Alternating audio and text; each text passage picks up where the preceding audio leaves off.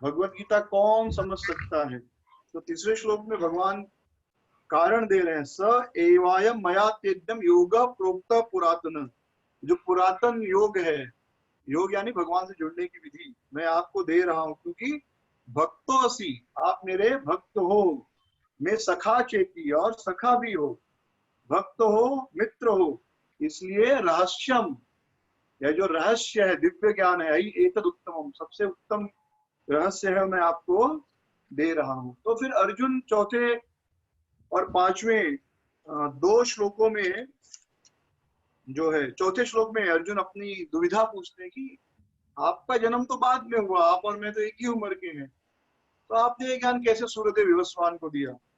तो पांचवें श्लोक से लेकर 15 श्लोक तक, विशेष रूप से 14 श्लोक तक, भगवान अपने दिव्य जन्म और कर्म के बारे में बताते हैं। तो ये जो सारे श्लोक हैं, श्लोक संख्या 5 से लेकर श्लोक संख्या 14 तक, ये बड़े ही महत्वपूर्ण श्लोक हैं इस अध्याय के, और इस अध्याय के क्या, पूरे भगवत गीता के भी आप कह सकते हैं एक हिसाब से, क्योंकि इसमें जो भगवान यद्यपि मनुष्य रूप में इस संसार में प्रकट होते हैं, पर वह मनुष्य जैसे बद्ध जीव न होकर कैसे दिव्य हैं और कैसे संपूर्ण ईश्वर के स्वामी हैं, और वह क्यों प्रकट होते हैं, उनकी प्रकृति क्या है, उनका स्वभाव क्या है, इन सब चीजों को बड़े विस्तृत रूप से इन श्लोकों में बताया गया है। और 15वें श्लोक में भगवान कहते हैं, बहुत सुंदर, इस पर हमने पिछली बार हम लोगों ने काफी देर तक चर्चा की थी, एवं ज्ञात्वा, यह जानकर, क्या जानकर? तो श्लोक संख्या 5 से लेकर श्लोक संख्या 14 तक जो कुछ भगवान ने बताया है, 5 से लेकर 14 तक जो कुछ भी भगवान ने बताया है, उसे जानकर, जब व्यक्ति कर्म करता है, और पहले के लोगों ने ऐसे ही कर्म किया, कैसे कर्म किया? इसे जानकर, यानी कहने का अर्थ है कि हमारा जो भी भजन है, भक्ति है, वह भगवान के दिव्य जन्म कर्म प्रकृति को जानकर होना चाहिए। तो हम सब जो है भजन कर रहे हैं, कोई 16 माला जप कर रहा है, कोई 32 माला जप कर रहा है, कोई 8 माला भी कर रहा है, तो हम सब भजन कर रहे हैं, हम सब जप कर रहे हैं, हम सारे लोग भगवान का आरती पूजा करते हैं, भगवान को भोग लगाते हैं, लेकिन यह सब क्रियाकलाप कैसे करना है, क्या समझ कर, किस भावना से? तो इन चीजों का जवाब श्लोक संख्या 5 से लेकर श्लोक संख्या 14 तक भगवान देते हैं। तो एक बार पिछली बार हमने किया था, पर जैसे कुछ महत्वपूर्ण श्लोक हैं, जन्म कर्म च मे दिव्यम, मेरा जन्म और कर्म दिव्य है, यदा यदा ही धर्मस्य, जब भी धर्म की हानि होती है, अधर्म बढ़ता है, मैं आता हूँ, परित्राणाय साधुना, साधुओं के उद्धार के लिए, पतित आत्माओं के विनाश के लिए भगवान आते हैं। तो ये सारे कारण भगवान गिना रहे हैं, और फिर कह रहे हैं अजो प्रसन्न अव्यय आत्मा, यद्यपि मैं अव्यय हूँ, यानी मेरे शरीर में कभी परिवर्तन नहीं आता, मैं कभी बूढ़ा नहीं होता। तो भगवान ये सारी चीजें जो है अपने दिव्य जन्म कर्म के बारे में बता रहे हैं। और उसके पश्चात 10वें श्लोक में भगवान बड़ी सुंदर बात कहते हैं, वीतराग भय क्रोधा मन्मया मामुपाश्रिता बहु ज्ञान तपसा पूता मद्भावागतः। राग भय और क्रोध से मुक्त होकर, मुझ में आश्रित होकर बहुत सारे लोग जो है बहु ज्ञान तपसा, इस तपस्या, इस ज्ञान द्वारा मेरी शरण लिए हैं और मेरा दिव्य प्रेम प्राप्त किए हैं। तो ये सारे श्लोक पर आप सबको प्रश्न दिया गया था, आप सबने बहुत, कुछ लोगों ने निबंध भेजा, कुछ लोगों ने नहीं भेजा है, तो जिन भक्तों ने निबंध नहीं भेजा है वो ये हफ्ते भी पूरा करके देंगे। तो हम अभी आगे बढ़ेंगे यहाँ से। तो 15वें श्लोक में एवं ज्ञात्वा, ये बहुत इंपॉर्टेंट शब्द था, वो आप लोग अंडरलाइन कीजिए। यानी हम कोई भी क्रियाकलाप करते हैं, भगवान का अभिषेक करते हैं, भगवान की आरती करते हैं, भगवान को भोग लगाते हैं, तो उस हमारी चेतना क्या होनी चाहिए, वह इन श्लोकों में स्पष्ट किया गया है। अब भगवान बता रहे हैं कि कर्म क्या है, अकर्म क्या है। तो 15वें श्लोक में भगवान कह रहे हैं कि जो पहले के लोग हैं उनके रास्ते पर चलो, उनके द्वारा बताए गए रास्ते पर हमें चलना चाहिए, तस्मात्त्वं पूर्वे पूर्वतरम कृतम, आखिरी लाइन है 15वें श्लोक की, कि पहले बहुत सारे लोग इसी भावना में काम करके मुक्त हो गए, तो आप लोग भी इसी भावना में काम करो और आप भी मुक्त होगे। तो जो पहले के लोग हैं उनके रास्ते पर क्यों चलना है? कोई कह सकता है कि हम अपनी मर्जी से भक्ति करेंगे, अपने अनुसार भक्ति करेंगे, तो भगवान कह रहे नहीं, किम कर्म किम अकर्मेति कवयो अपयत्र मोहिता तत्ते कर्म प्रवक्ष्यामि यद ज्ञात्वा मोक्ष से अशुभात्। कि कर्म क्या है, अकर्म क्या है, ये बड़े बड़े कवि भी मोहित हो जाते हैं, यानी बड़े बड़े बुद्धिमान लोग भी। तत्ते कर्म प्रवक्ष्यामि, तो मैं आपको बताऊंगा कर्म कैसे करना है, यद ज्ञात्वा मोक्ष से अशुभात्, जिसे जानकर आप मुक्त हो जाओगे। कर्मण, फिर 17वां श्लोक भगवान कहते कर्मणो है अभी बोधव्यम बोधव्यम कर्मण अकर्मणस्य बोधव्यम गहना कर्मणो गति। कि कर्म क्या है, अकर्म क्या है और विकर्म क्या है, इसे समझना बड़ा मुश्किल है, इसलिए इसके बारे में मैं आपको बताऊंगा। तो 18वां श्लोक जो है, जिसपे हमने बड़े विस्तृत रूप से पिछली बार चर्चा की थी, काफी डिस्कशन हुआ था, तो मुझे उम्मीद है आप सबने फिर से जो लेक्चर रिकॉर्ड हुआ था तो आप सबने सुना होगा ध्यान से, अगर डिस्कशन में समझ में नहीं आया। तो भगवान कहते हैं कर्मणि अकर्मण या पश्यद, जो कर्म में अकर्म को देखता है और अकर्म में कर्म को देखता है, स बुद्धिमान मनुष्येषु स युक्त कृष्ण कर्मकृत, वह व्यक्ति बुद्धिमान है। यानी कभी कभी कोई काम लग सकता है कि अच्छा है, लेकिन वह काम वास्तव में अच्छा नहीं, बुरा होता है। और कभी कभी कोई काम जो है वह बुरा होता है, लेकिन वास्तव में दिखता है कि बुरा है, लेकिन वास्तव में वह काम हो सकता है कि अच्छा हो। तो अच्छा दिखने वाला काम सच में बुरा हो सकता है, बुरा दिखने वाला काम अच्छा भी हो सकता है। तो जो व्यक्ति, जिसका उद्देश्य स्पष्ट होता है, वह निश्चय कर सकता है कि कौन सा काम अच्छा है, कौन सा काम बुरा है। तो इस पर हमने बड़े विस्तृत रूप से चर्चा की थी पिछले क्लास में, और यह समझना बहुत आवश्यक है। तो कैसे निर्णय लेना है, कोई काम अच्छा है या कोई काम बुरा है, ये कैसे हम समझ सकते हैं? कोई काम अच्छा है या कोई काम बुरा है, कैसे समझ सकते हैं?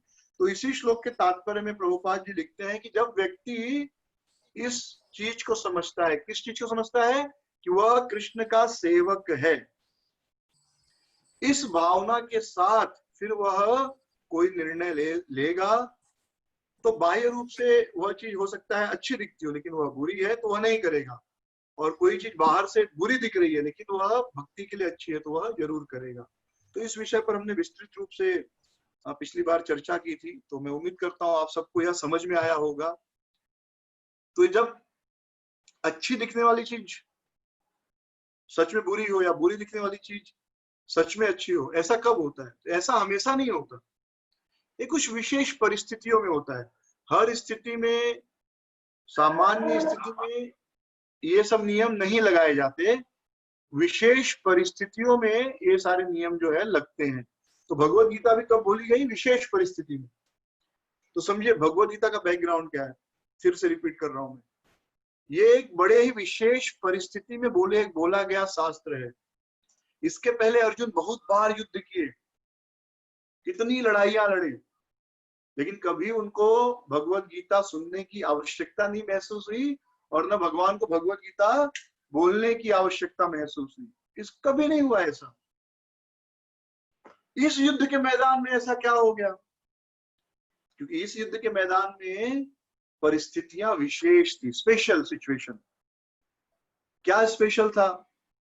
तो देखिए, पहली चीज, क्षत्रियों को युद्ध करना ही चाहिए, तो अर्जुन क्षत्रिय, तुमको युद्ध करना चाहिए, पॉइंट 1। पॉइंट 2, दूसरा नियम क्या है? अपने घर वालों को कभी भी मारना नहीं चाहिए। अपने भाई बंधु हो, भले थोड़े खराब भी हो, लेकिन कभी भी उनका वध नहीं करना चाहिए। तो दोनों धर्म के ही नियम है। क्षत्रियों को कभी भी रणभूमि से पीठ नहीं दिखाना चाहिए, युद्ध करना ही चाहिए उसको शत्रु से। और दूसरा एक नियम क्या है, सामान्य नियम, कि कभी भी अपने परिवार वालों को, परिजनों को कभी भी मृत्यु नहीं देनी चाहिए, कभी भी उनको जान से नहीं मारना चाहिए। अब ये दोनों अर्जुन के लिए ऐसी स्थिति है कि वो अगर एक धर्म का पालन करे, एक नियम का पालन करे, तो दूसरा नियम टूटेगा। अगर वो क्षत्रिय धर्म का पालन करे तो परिवार का जो धर्म है, परिवार के प्रति, वो टूट जाएगा। परिवार के धर्म का पालन करे तो क्षत्रियों का जो धर्म है वो टूट जाएगा। तो एक स्पेशल केस है। तो वैसे ही कभी कभी झूठ बोलना अच्छा होता है, कभी कभी, हमेशा नहीं। झूठ बोलना कभी कभी अच्छा होता है, लेकिन वो स्पेशल केस है। आप बोलोगे रोज झूठ बोलेंगे हर स्थिति में, वो पाप है। लेकिन कुछ विशेष परिस्थिति में, जिसमें हम दूसरे का नुकसान किए बिना किसी को फायदा दे रहे हैं, समाज में, देश में, परिवार में शांति या रखने के लिए, या विघ्न न पैदा हो, कोई डिस्टर्बेंस ना हो, उसके लिए कभी झूठ बोलना पड़ गया, तो उस स्थिति में झूठ बोलना सच से भी बड़ा सच होता है। तो ऐसे बहुत सारी स्थितियां आती हैं जीवन में जब आदमी बहुत दुविधा में फंस जाता है। तो उसे हमेशा उच्च प्रिंसिपल याद रखना चाहिए, ऊंचा सिद्धांत। ऊंचा सिद्धांत क्या है? ऊंचा सिद्धांत है कि हम सब भगवान के सेवक हैं और हमें भक्ति करके उनके धाम जाना है। तो जो चीज भक्ति करने में मदद करती है वह करना है, जो भक्ति करने में मदद नहीं करती वह नहीं करना है। सरल सी बात है। इससे ज्यादा, इसी आधार पर आप जीवन में सारे निर्णय ले सकते हैं।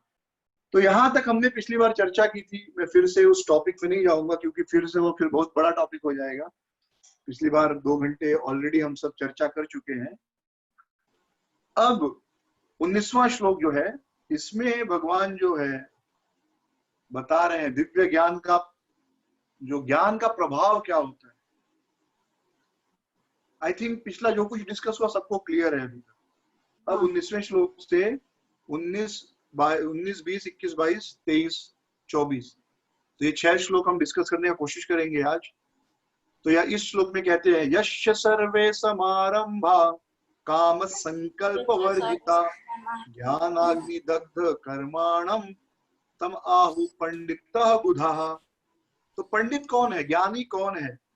यश्च सर्वे समारंभ काम संकल्प वर्जिता, काम यानी इच्छाएं, जो यह निश्चय ले चुका है कि मुझे अपने इंद्रिय तृप्ति के लिए कुछ नहीं करना है।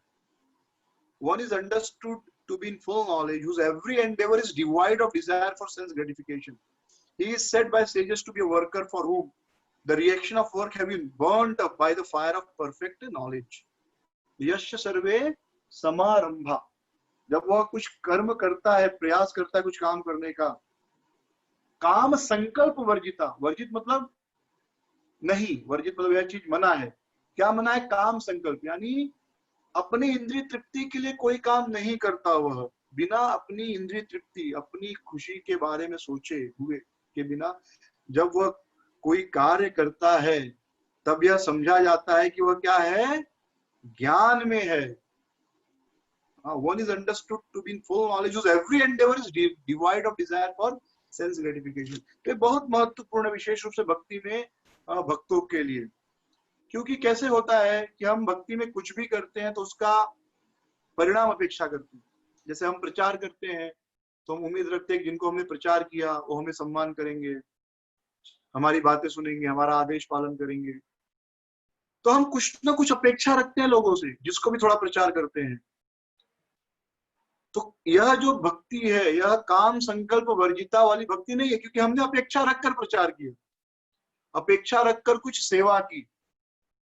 तो जब अपेक्षा रखकर सेवा करते हैं तब दिव्य ज्ञान जो है वह प्रकट नहीं होगा, और दिव्य ज्ञान अगर प्रकट नहीं होगा तो जो है हमारा जो कर्म फल है वो जलेगा नहीं। ये तो कर्म हो गया ना।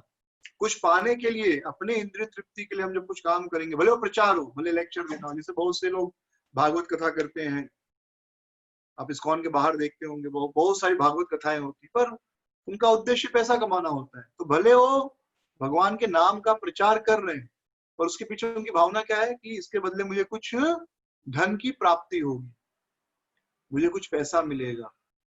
मतलब काम संकल्प वर्जिता नहीं है ये, बल्कि काम का संकल्प करके वो कर रहे हैं। तो फिर दिव्य ज्ञान कभी हृदय में उत्पन्न नहीं होगा, और जो कर्म किया उसका उनको फल मिलेगा, वो चाहे अच्छा भी हो सकता है, बुरा भी हो सकता है। और अच्छा हो या बुरा हो, दोनों के लिए, दोनों प्रकार के कर्म फल के लिए इस संसार में आना पड़ता है। तो लेकिन जब कोई भी व्यक्ति कोई भी कार्य करता है बिना किसी इच्छा की इन द सेंस कि इससे मुझे क्या फायदा होगा, ये सोचे बिना जब वह कुछ सेवा करता है, कोई भी कार्य करता है, तो ज्ञान अग्नि दग्ध कर्माण, ज्ञान की जो अग्नि है, ज्ञान हृदय में कब प्रकट होगा? जब तक स्वार्थ के भाव से आप कोई भक्ति वाला कार्य करोगे, चाहे नाम जप हो, चाहे भागवत पढ़ना हो, चाहे किसी को प्रचार कर रहे हैं, तो जब तक कुछ लाभ प्राप्ति की इच्छा से वह कार्य करेंगे, तब तक हृदय में ज्ञान प्रकट नहीं होगा। जब निस्वार्थ भाव से यह कार्य करेंगे, तब हृदय में ज्ञान प्रकट होगा। और वह ज्ञान की अग्नि जो है, ज्ञान अग्नि दग्ध कर्माणम, तीसरा लाइन अंडरलाइन कर दीजिए, ज्ञान अग्नि दग्ध कर्माणम, तीसरी लाइन है ज्ञान अग्नि दग्ध कर्माणम, ठीक है, इसको अंडरलाइन कर दीजिए। तमाहु पंडितम बुधा, तो ऐसा व्यक्ति क्या है? पंडित है। ऐसा व्यक्ति जो है वास्तव में ज्ञानी है। कौन व्यक्ति ज्ञानी है? जो व्यक्ति काम संकल्प वर्जिता। अगर आपसे कोई पूछे कौन सा व्यक्ति ज्ञानी है, तो दूसरा लाइन में उत्तर दिया गया है काम संकल्प वर्जिता, जो अपने किसी लाभ की इच्छा के बिना कोई कार्य करता है, विशेष रूप से भक्ति वाला कार्य, ऐसा व्यक्ति क्या है? पंडितः बुधा, ऐसा व्यक्ति पंडित है, ऐसा व्यक्ति ज्ञानी है। हाँ योगेश प्रभु, आपका प्रश्न था। यस योगेश प्रभु, पूछिए। यस प्रभु जी, जैसे इस श्लोक में दिया गया है कि अगर कोई भी मन में थोड़ा भी कुछ भी डिजायर रखता है, तो उसको बोलते हैं ना, मतलब फुल नॉलेज नहीं मिलता। पर जैसे हम लोग भक्ति प्रैक्टिस कर रहे हैं, कहीं ना कहीं एक मतलब एक स्मॉल माइन्यूट मात्रा में कहीं ना कहीं तो डिजायर होती है कि भक्ति में आगे बढ़े, या प्यूरिफिकेशन हो, या जो भी बोलो आप, या कहीं ना कहीं सडनली नेम फेम भी होता है। तो इस केस में अगर कोई भक्त समझो लेक्चर दे रहा है, या सपोज मैं लेक्चर दे रहा हूँ, पर कहीं ना कहीं मेरे मन में एक सटल बात है कि मेरा भी कहीं ग्लोरी होगा या जो भी है, तो फिर वो फुल नॉलेज रिवील नहीं होगा। तो इवेंचुअली, क्योंकि हम लोग साधक है, तो ये कहीं ना कहीं तो आएगा, राइट? तो इसको हम लोग कैसे लेना चाहिए? आवाज मेरा क्लियर आ रहा है सबको? मेरी आवाज क्लियर है? हाँ प्रभु जी, आपकी क्लियर है, मेरी बाजू का भी आवाज आपकी क्लियर है प्रभु जी, प्रभु योगेश प्रभु की क्लियर नहीं है। ठीक है, तो मेरा क्वेश्चन समझा? हाँ यस यस यस, क्वेश्चन समझा। देखिए, अभी हम सब साधक हैं, तो हमारे मन में हजारों प्रकार की इच्छाएं रहेंगी, विशेष रूप से भौतिक इच्छाएं। तो जब भी हम बात करते हैं बिना किसी इच्छा के, इसका अर्थ है बिना किसी भौतिक इच्छा के, ठीक है? क्योंकि आध्यात्मिक इच्छाएं होनी चाहिए, हम कभी भी बिना इच्छा के नहीं रह सकते, इच्छाएं हमेशा हमारे मन में रहेंगी। तो आध्यात्मिक इच्छाएं होनी चाहिए। जैसे हम नाम जप कर रहे हैं, तो जरूर इच्छा होनी चाहिए कि यह नाम जप मुझे शुद्ध करे, इस नाम जप से मुझे आनंद मिले, जरूर इस प्रकार की इच्छाएं होना गलत नहीं है। लेकिन किसी प्रकार की भौतिक इच्छा रखकर जब हम कर्म करते हैं, नाम जप हुआ, प्रचार हुआ, जैसे किताब वितरण करेंगे हम, अब क्योंकि सारे भक्त हैं इसलिए मैं ये सारे उदाहरण दे रहा हूँ, बाहर की लाइफ में बहुत से उदाहरण है, बट डिवोटी कम्युनिटी है, तो जैसे हम किताब वितरण कर रहे हैं, तो एक इच्छा, एक डिजायर है कि अगर हम किताब वितरण करेंगे, तो जो भी व्यक्ति किताब प्राप्त करेगा, वह इस किताब को पढ़ेगा, भगवत गीता को, और वह शुद्ध भक्त बन सकता है, उसके जीवन में सारे दुख जो है समाप्त हो जाएंगे, वह सुखी होगा। तो यह इस भाव से अगर आप किताब वितरण कर रहे हैं, तो वह भाव जो है आपको बहुत शुद्ध करेगा। दूसरा एक भाव यह भी है कि अगर हम किताब वितरण कर रहे हैं, तो यह भी सोच सकते हैं कि अगर हम ज्यादा किताबें वितरण करेंगे तो फिर मेरा स्कोर बढ़ जाएगा, और फिर जब कोई मीटिंग होगी या फेस्टिवल होगा तो अनाउंस होगा कि श्याम बिहारी प्रभु ने बहुत सारी किताबें वितरण किया, फर्स्ट आ गए, या योगेश्वर कृष्ण प्रभु ने बहुत सारी किताबें वितरण की, फर्स्ट आए हैं, या श्रीवास आनंद सत्संग ग्रुप, सभी ग्रुप में सबसे ज्यादा किताब वितरण किया, बहुत अच्छा। तो एक यह भी इच्छा हो सकती है, यह एक इच्छा हो सकती है कि हम जिसको किताब देंगे वो भक्त बनेगा, तो जिंदगी भर उसको रौब जमाएंगे कि पता है मैंने तुमको पहली बार किताब दी थी और इसलिए तुम भक्त बने, नहीं तो तुम भक्ति में नहीं आते, इसलिए तुमको हमेशा मेरा आभारी होना चाहिए। तो बहुत सारी चीजें हो सकती है, तो उसमें किन इच्छाओं को स्वीकार करना चाहिए। मन में सारी इच्छा आएंगी, लेकिन कॉन्शियसली हमको जो इच्छाएं भौतिक हैं, भक्ति के अनुकूल नहीं, उनको त्यागने का प्रयास करना चाहिए और शुद्ध इच्छा के अनुसार कार्य करने का प्रयास करना चाहिए। मैं ये नहीं कह रहा हूँ शुद्ध इच्छा से कार्य करना चाहिए, मतलब शुद्ध इच्छा से ही कार्य करना चाहिए, ऐसा नहीं हो सकता, क्योंकि अभी हम शुद्ध नहीं है, लेकिन प्रयास तो हम कर सकते हैं। ठीक है, तो यहाँ पर जो कनेक्शन है 18 और 19 के बीच में, कि हर आत्मा जो है, हर व्यक्ति वह हमेशा एक्टिव रहता है। ये सबको याद है, तीसरे अध्याय में भगवान कहते हैं, तीसरे अध्याय में यही बात पढ़े ना, तीसरे चैप्टर में, कि व्यक्ति बिना कर्म किए जीवित नहीं रह सकता। यहाँ तक कि शरीर चलाने के लिए तो काम करना ही पड़ता है, तो बिना काम किए कोई रह नहीं सकता। तो काम किस तरह करना चाहिए वह सिखाया गया भगवत गीता में, क्योंकि बिना काम के हम नहीं रह सकते। तो अगर हमारे इंद्रियां किसी सेवा में नहीं लगी है और मन अशुद्ध है, तो फिर बहुत समाज के लिए बहुत खतरा बन सकता है, क्योंकि मन अशुद्ध है और हम कुछ काम धंधा है नहीं, इस समय कोई सेवा नहीं है किसी प्रकार की, या तो भागवतम पढ़ने की, जप करने की, किताब वितरण की, तो फिर वो व्यक्ति जो है समाज में बहुत प्रकार का उत्पात पैदा करेगा। तो कोई गृहस्थ ईमानदारी से सेवा कर रहा है, वह ज्यादा भगवान अप्रिशिएट करते हैं किसी सन्यासी की अपेक्षा जो अशुद्ध मन, संन्यास तो लिया पर अशुद्ध मन से इंद्रिय विषयों का चिंतन करता है। तो यहाँ पर जो 18वां 19वां श्लोक है, भगवान कह रहे हैं ज्ञान अग्नि में जब व्यक्ति, यानी व्यक्ति जब कोई भी कार्य प्रारंभ करता है, जैसे मैंने समझो एक प्लान किया कि मुझे प्रचार करना है,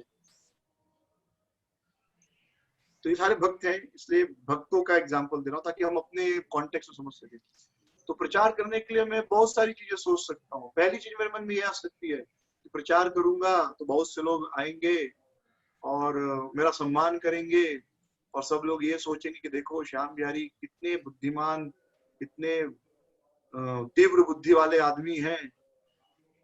इस भावना से भी आदमी प्रचार कर सकता है, मुझे प्रणाम करेंगे, पैर छुएंगे, वो हजारों चीज मन में आ सकती है। फिर एक भाव ये भी हो सकता है कि श्रील प्रभुपाद जी ने हमें यह ज्ञान दिया भगवत गीता का, मुझे यह ज्ञान प्रभुपाद जी और उनके भक्तों की कृपा से मिला, और यह पढ़कर मेरे जीवन में खुशी आई, सुख आया, आनंद आया, तो मुझे अब प्रभुपाद जी का उधार चुकाना चाहिए। तो मैं कैसे प्रभुपाद जी का उधार चुका सकता हूँ? मैं भी यह ज्ञान दूसरों को दूं ताकि प्रभुपाद जी मुझ पर प्रसन्न हो। यह भी भावना से हम प्रचार कर सकते हैं। एक भावना यह भी हो सकती है कि भाई सब लोग प्रचार कर रहे हैं, किसी के 20 काउंसली है, किसी के 50 काउंसली है, तो मैं प्रचार करके मेरे 200 काउंसली बनाऊंगा और दिखा दूंगा कि मैं बाकी सबसे अच्छा हूँ, बराबर। तो इस प्रकार बहुत सारी बातें, कोई भी कार्य शुरू करने के पहले बहुत सारी बातें आ सकती हैं। तो उसमें वे बात जो काम संकल्प से शुरू होती है, यानी अपनी नाम प्रसिद्धि के लिए, अपनी प्रसिद्धि के लिए हम कोई चीज शुरू करते हैं, तो वह चीज जो है, वह चीज हमें नुकसान पहुंचाएगी अगर हम अपनी प्रसिद्धि के लिए वह कार्य करेंगे। तो अपनी प्रसिद्धि के लिए नहीं करना है। समझ में आ रहा है ये चीज? क्लियर है ये? हम कुछ भी काम करते पीछे, जैसे अभी समझिए हमारा इस हरे कृष्ण में आवाज आ रहा है? क्लियर है? हरे कृष्ण क्लियर? बारिश हो रहा तो आवाज ज्यादा नहीं है, इसलिए हैंड फ्री लिया। तो अभी समझिए हमारा 20 लोग हैं सत्संग में। अभी एक भक्त ने अपने घर पर बहुत बढ़िया अभिषेक किया और सारे भक्त उनको बहुत तारीफ की कि प्रभु जी बहुत बढ़िया अभिषेक हुआ, बहुत अच्छे भक्त हैं। तो ये देखकर किसी भक्त मन में ये भावना आ सकती है कि कितना सुंदर भगवान का अभिषेक हुआ, कितना सुंदर भगवान की सेवा हुई, मैं भी इसी प्रकार का अभिषेक करूंगा, भगवान की सेवा करूंगा और भक्तों को बुलाकर इसी प्रकार प्रसाद खिलाऊंगा ताकि मुझे भी और अच्छी भक्ति प्राप्त हो। दूसरा भाव ये भी आ सकता है कि देखो उन प्रभु जी ने घर पे अभिषेक किया, इतने लोग आए, सबने उनकी तारीफ की, उनको सम्मान दिया, तो मैं इससे भी ज्यादा अच्छा अभिषेक करूंगा मेरे घर पे, तो मुझे ज्यादा सम्मान मिलेगा, लोग ज्यादा तारीफ करेंगे और यह सिद्ध भी हो जाएगा कि मैं बाकी लोगों से अच्छा हूँ। तो बाह्य रूप से यही लग रहा है कि आप भगवान का अभिषेक कर रहे हैं, लेकिन आंतरिक रूप से भावना बहुत अलग है। अंदर से भावना क्या है? काम संकल्प, इच्छा है कि मुझे प्रसिद्धि मिलेगी। लेकिन जब हम काम संकल्प वर्जिता, जो दूसरी लाइन है श्लोक की, यश सर्वे समारंभा, जब हम कुछ भी आरंभ करते हैं, प्रयास करते हैं, यश जो सर्वे सभी प्रकार के कार्य समारंभ प्रारंभ करता है, किस भाव से? काम संकल्प वर्जिता, यानी यह संकल्प लेकर कि मुझे मेरे लाभ के लिए नहीं करना है, बल्कि यह मुझे अपनी शुद्धिकरण के लिए करना है। मतलब भौतिक लाभ के लिए नहीं करना है, अपनी आध्यात्मिक शुद्धि के लिए, या प्रभुपाद जी को खुश करने के लिए, या वैष्णवों को खुश करने के लिए। जब व्यक्ति इस प्रकार कोई भी कार्य शुरू करता है तो ज्ञान अग्नि दग्ध कर्माणम, तब ज्ञान प्रकट होता है, तब वास्तव में दिव्य ज्ञान हृदय प्रकाशित, तब हृदय में ज्ञान प्रकट होता है। और वह ज्ञान जो है, उस ज्ञान की अग्नि जो है कर्म फल को दग्ध यानी जला देती है। ऐसे लोगों को पंडित कहा जाता है, ऐसे लोग वास्तव में बुद्धिमान हैं। कोई भी कार्य हम, जैसे जब इस्कॉन शुरू हुआ था तो उस समय ससुर महाराज का नाम था स्टैन उनका नाम था। तो ससुर महाराज किसी सरकारी नौकरी थी, आई थी गवर्नमेंट जॉब था, उसमें काम करते थे। उन्होंने प्रभुपाद जी से कहा, प्रभुपाद जी मैं नौकरी छोड़कर फुल टाइम ज्वाइन करता हूँ।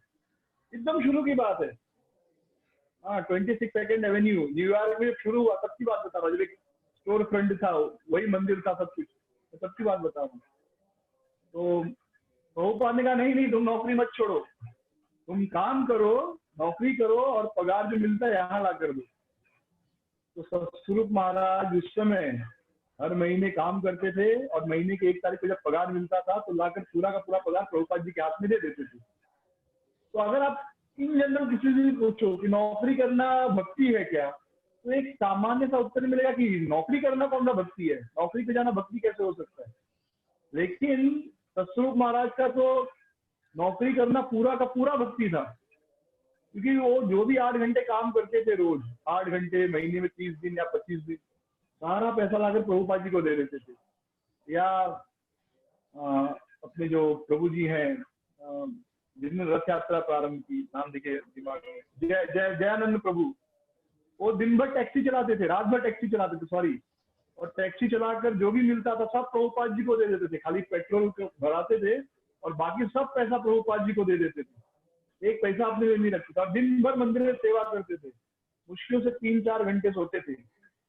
तो वो टैक्सी चलाना, उन्होंने काम शुरू किया टैक्सी चलाना, या सतस्वरूप महाराज ने नौकरी की, तो उन्होंने एक सर्वे समारंभ एक प्रारंभ किया कुछ, लेकिन किस भाव से प्रारंभ किया? काम संकल्प वर्जिता, वर्जित होकर मुझे मेरे लिए नहीं करना है, ये मुझे प्रभुपाद जी को खुश करने के लिए करना है। और जब व्यक्ति इस प्रकार कार्य करता है तब हृदय में ज्ञान प्रकट होता है। अन्यथा मन तो यही चिंता करेगा। अब समझिए, मैंने देखा कि भाई एक भक्त ने अभिषेक किया, सबने बहुत वाहवाही की, बहुत अच्छा अभिषेक हुआ, कितने लोग आए, अप्रिशिएट किए, सम्मान किया उनका। तो फिर मैं कहूंगा मैं भी एक अच्छा अभिषेक करूंगा, तो मैं अभिषेक कर रहा हूँ, लेकिन मेरा ध्यान कहाँ पर है? अरे लोग इंप्रेस हो रहे हैं कि नहीं, लोगों को लग रहा है कि नहीं कि मैंने ज्यादा अच्छा किया। और बार बार ध्यान रहेगा कि भाई कौन कब आगे कोई तारीफ करे कि हाँ आपने तो बहुत अच्छा अभिषेक किया, आपका बहुत अच्छा था पिछली बार से, उनसे भी ज्यादा अच्छा आपका था। तो मन में ये सब चलेगा तो ज्ञान कहाँ से प्रकट होगा? ज्ञान मतलब फिजिक्स केमिस्ट्री का ज्ञान नहीं, दिव्य ज्ञान, भगवान का ज्ञान, वो कैसे हृदय में प्रकट होगा? क्योंकि हृदय तो ये सारी चिंताओं को भरा पड़ा है, सब देख रहे हैं कि नहीं, सबका ध्यान अभिषेक पर है कि नहीं, मैं अभिषेक कर रहा हूँ तो मेरा बराबर फोटो आ रहा है कि नहीं। तो अभी आजकल फोटो खींचने का बहुत शौक है, तो अब देखेंगे सेवा एक करते हैं भक्त लोग, फोटो 20 खींचते हैं।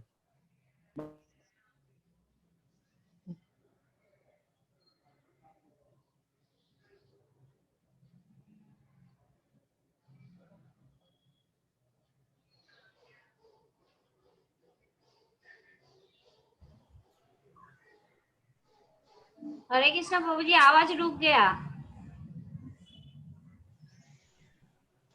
फ्रेम ही फ्रीज हो गया, आज रुक गया प्रभु जी। फ्रेम फ्रीज हो गया उनका, शायद इंटरनेट कनेक्शन प्रॉब्लम हो गया है। हाँ आ जाएंगे वो क्लिप होता है कभी कभी इंटरनेट से। आ गया, सॉरी, हाँ आ गया। यस, आवाज आ रही मेरी? हाँ ओके। आ रही। आ रही मन जब तक अशांत रहेगा कि लोग अप्रिशिएट कर रहे हैं कि नहीं, लोग मुझे देख रहे हैं कि नहीं, तब तक जो असली ज्ञान है, परमात्मा आपको ज्ञान देना चाह रहा है, लेकिन आप उसके ऊपर ध्यान ही नहीं दे रहे।